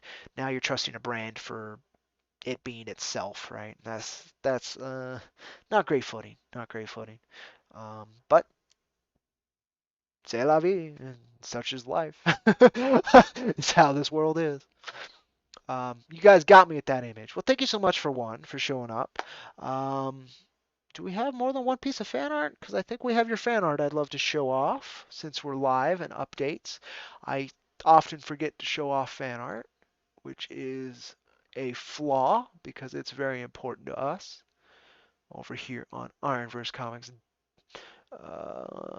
That's You did another piece that I may not have saved as well. You did two other pieces that I haven't saved. That is my mistake. Ooh, fan art.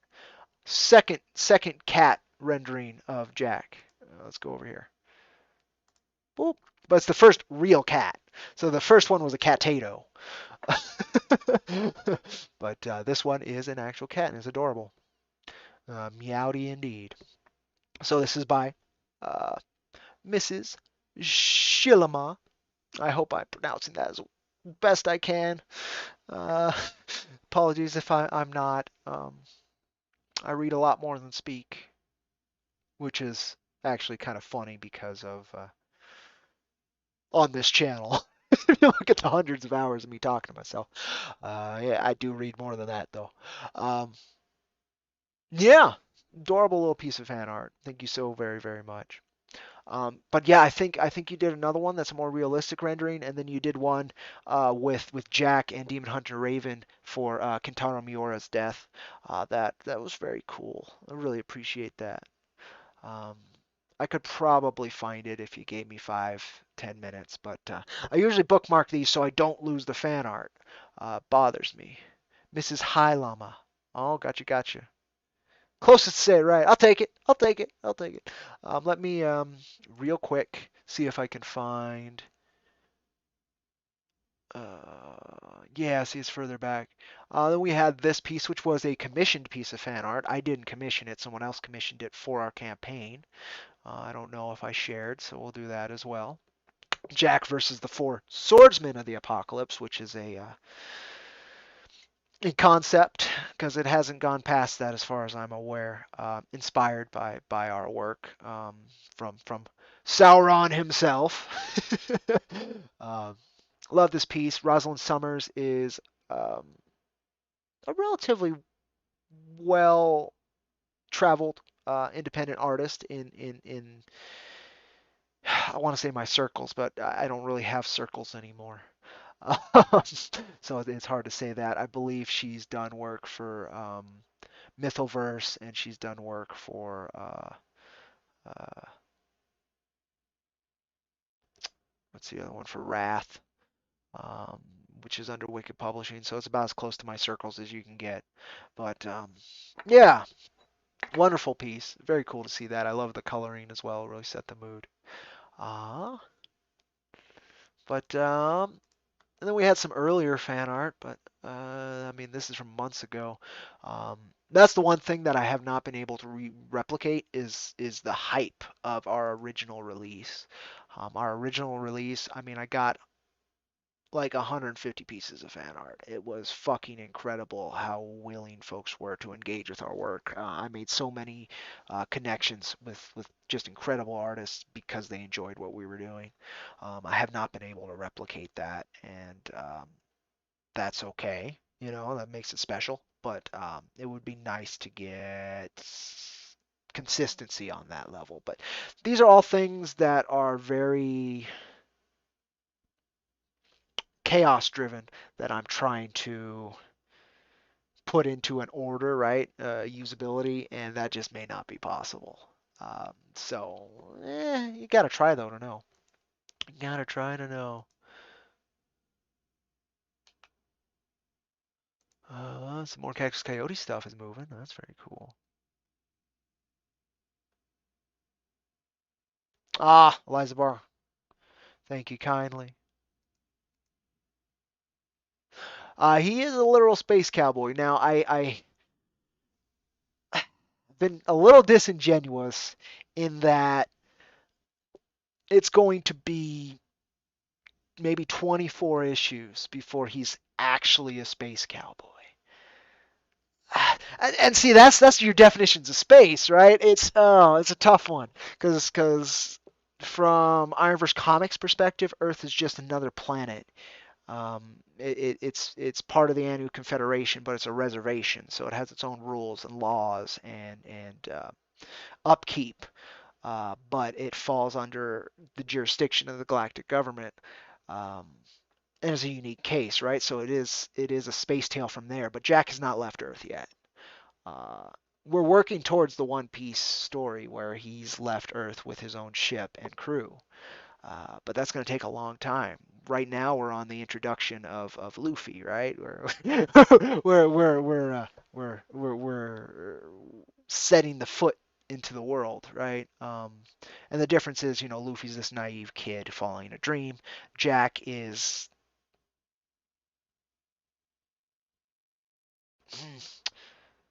not nihilistic, but he has trapped himself in a circle, as I kind of talked about in issue 3.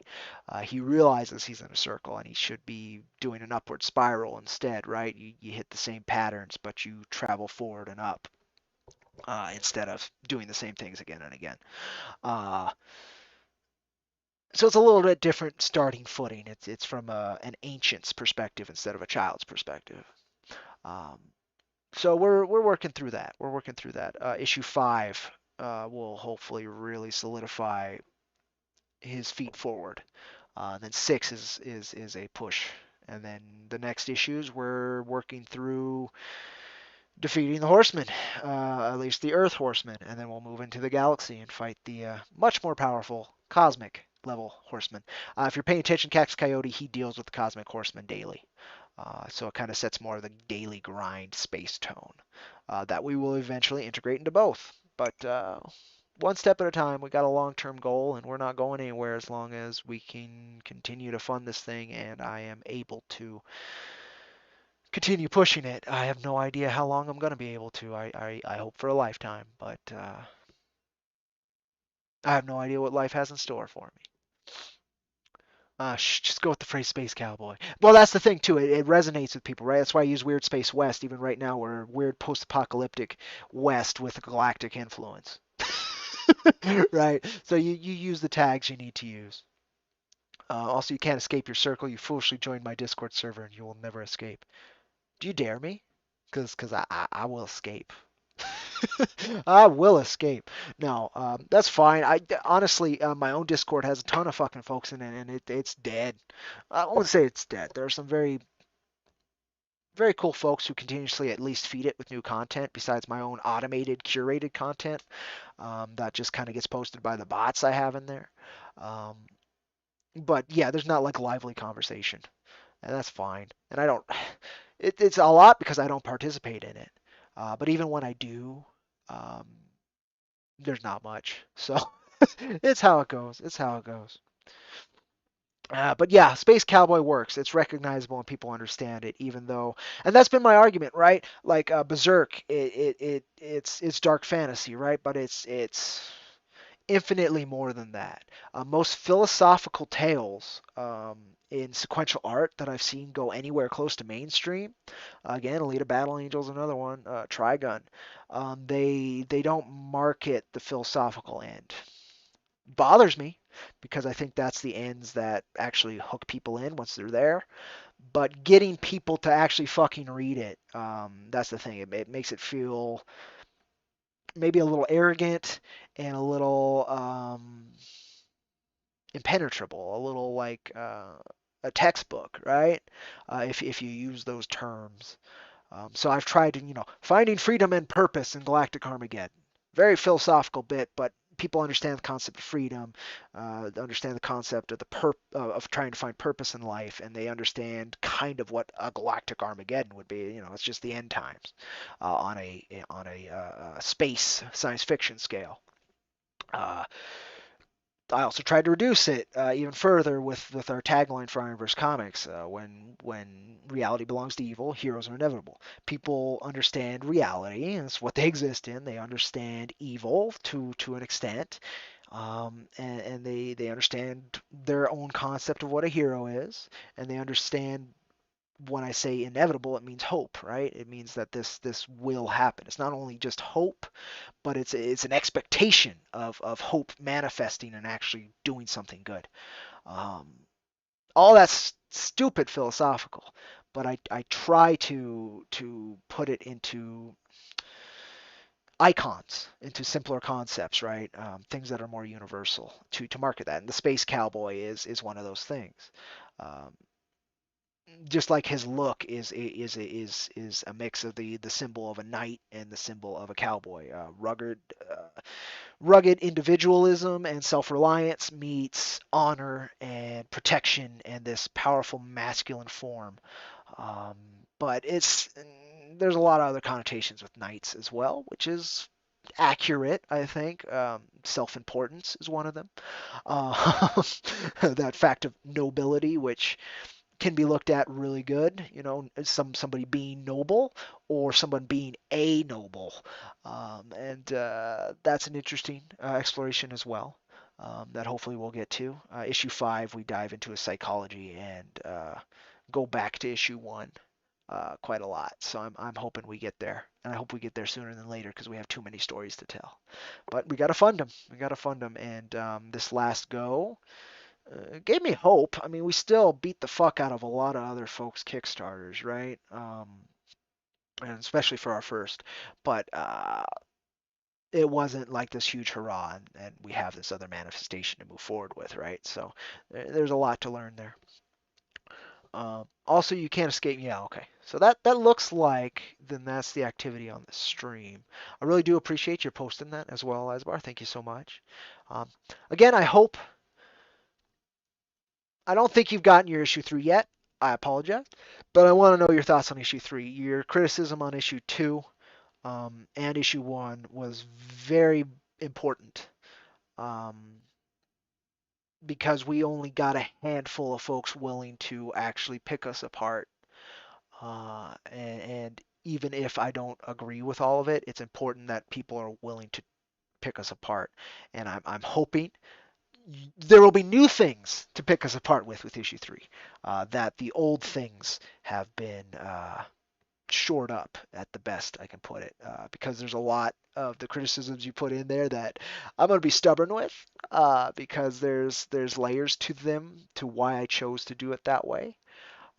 That I hope are understood with issue 3, but could get in the way of new readers and people who could have enjoyed our work more, right? Um, One of the things that stuck with me most was that it was not the favorite comic that you read, right? I want to be that favorite comic you pick up. Whether or not it's achievable, right? The competition out there is incredible, but I want to be able to at least give some of those works runs for their money. And there's different angles we need to approach to have a chance at that.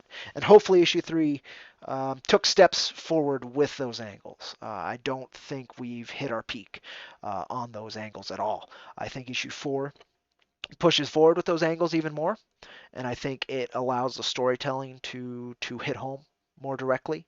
I'm so excited for issue number 4. I really love the script. I love the concept. I have since the beginning. The numerology I use in 4 I think is really cool. Um, I'm excited for that issue. Hopefully we'll have iconic characters. It's got ah explores a lot of things. So we'll see. We'll see. Jack's character design is very cool. Well, thank you so much. I think so as well, and so have a lot of independent artists and even a few professional folks. That's one thing I want to talk about in the campaign to be briefing as well. I swallowed some pride and asked some folks I respect who are mutuals for some help, and they lent it. They didn't have to, and they lent it anyway. It didn't resonate with their crew as much, or it wasn't put forward through the algorithms, or whatever. But the fact that I was able to do it and it wasn't as rude as I kind of expected it to be was very cool, and I do want to talk about that as well in the campaign debriefing. Hopefully tomorrow. Hopefully tomorrow. Um, but yeah, that's a big part of Jack's success is that character design.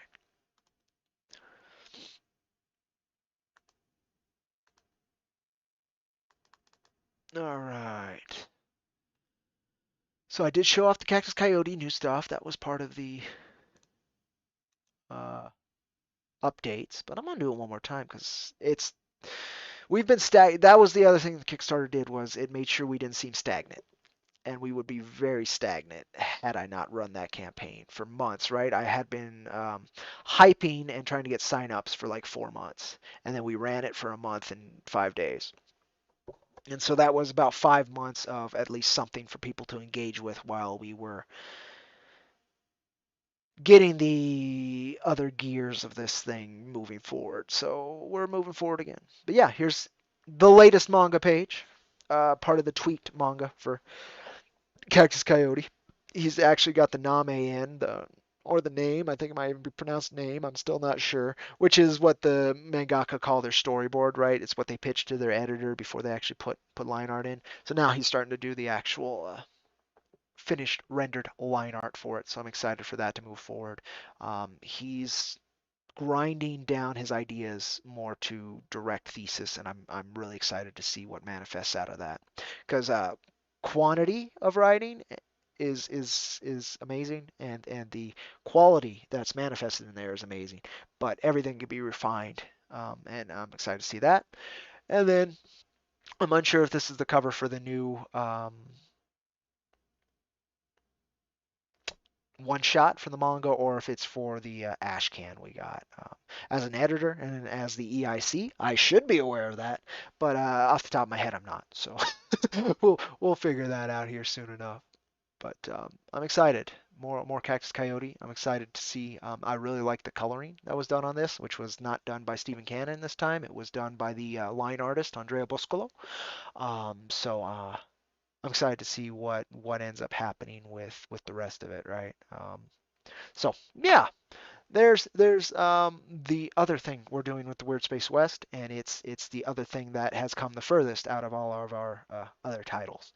So I'm excited to see it continue to move forward and be pushed. It's a very important story as well, just like Jack. Very important story, I think. That's arrogance, but it might be self-indulgence because it's important to me and it's important to him, right?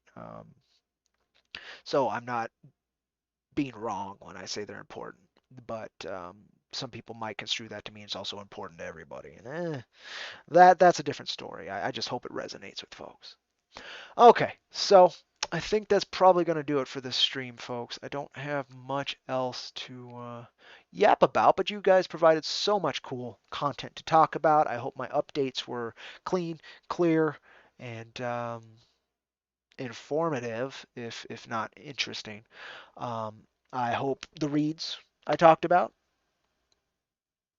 are worth your time for listening at the very least. I hope I don't give too many spoilers, and I also hope that you'll check them out. Um, yeah, I think that's it. Not much else to say on a lot of these. I'm excited to finish Battle Angel Alita Last Order. 3 more volumes left. I'm waiting for them to come in. I want to see where it lands.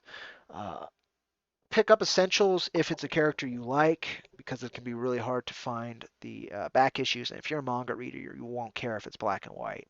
And you get a lot of content for very cheap, like 50 cents an issue. And I don't know if they're still printing them, but I usually find them on eBay in even lots where there's a bunch of essentials for really cheap because I don't think they sold very well. But it's a great source of old comics content, and I think it's important we check out the old comics content and indulge its charm because a lot of the time they're not telling these very deep, huge stories, but they're telling stories, and there's a flavor and a feeling to them that don't exist anywhere else. Mythoverse, support independent comics. Adobe Kroger Dame Commander is growing into a wonderful series. The ending of it has me engaged, right? It has me wondering what it's going for. So in that way, it succeeded. But I want to talk about more of that on IronVerse Quickies. So take a look. Expect that if you sub to our channel and enjoy that content. And Scott McCloud's basically textbooks on comics, very much worth checking out. Understanding comics is super important to me. Um, and that's what the book's called, Understanding Comics. But this making comics is more of a textbook and maybe less important for those not artistically inclined. But if you are in this medium, you probably should read it. And I guess that does it, folks. Thank you so much for joining me. I'm Cody with IronVerse Comics, and I'll catch you on that rusty IronVerse Comics trail. You folks, take care, and thank you so much.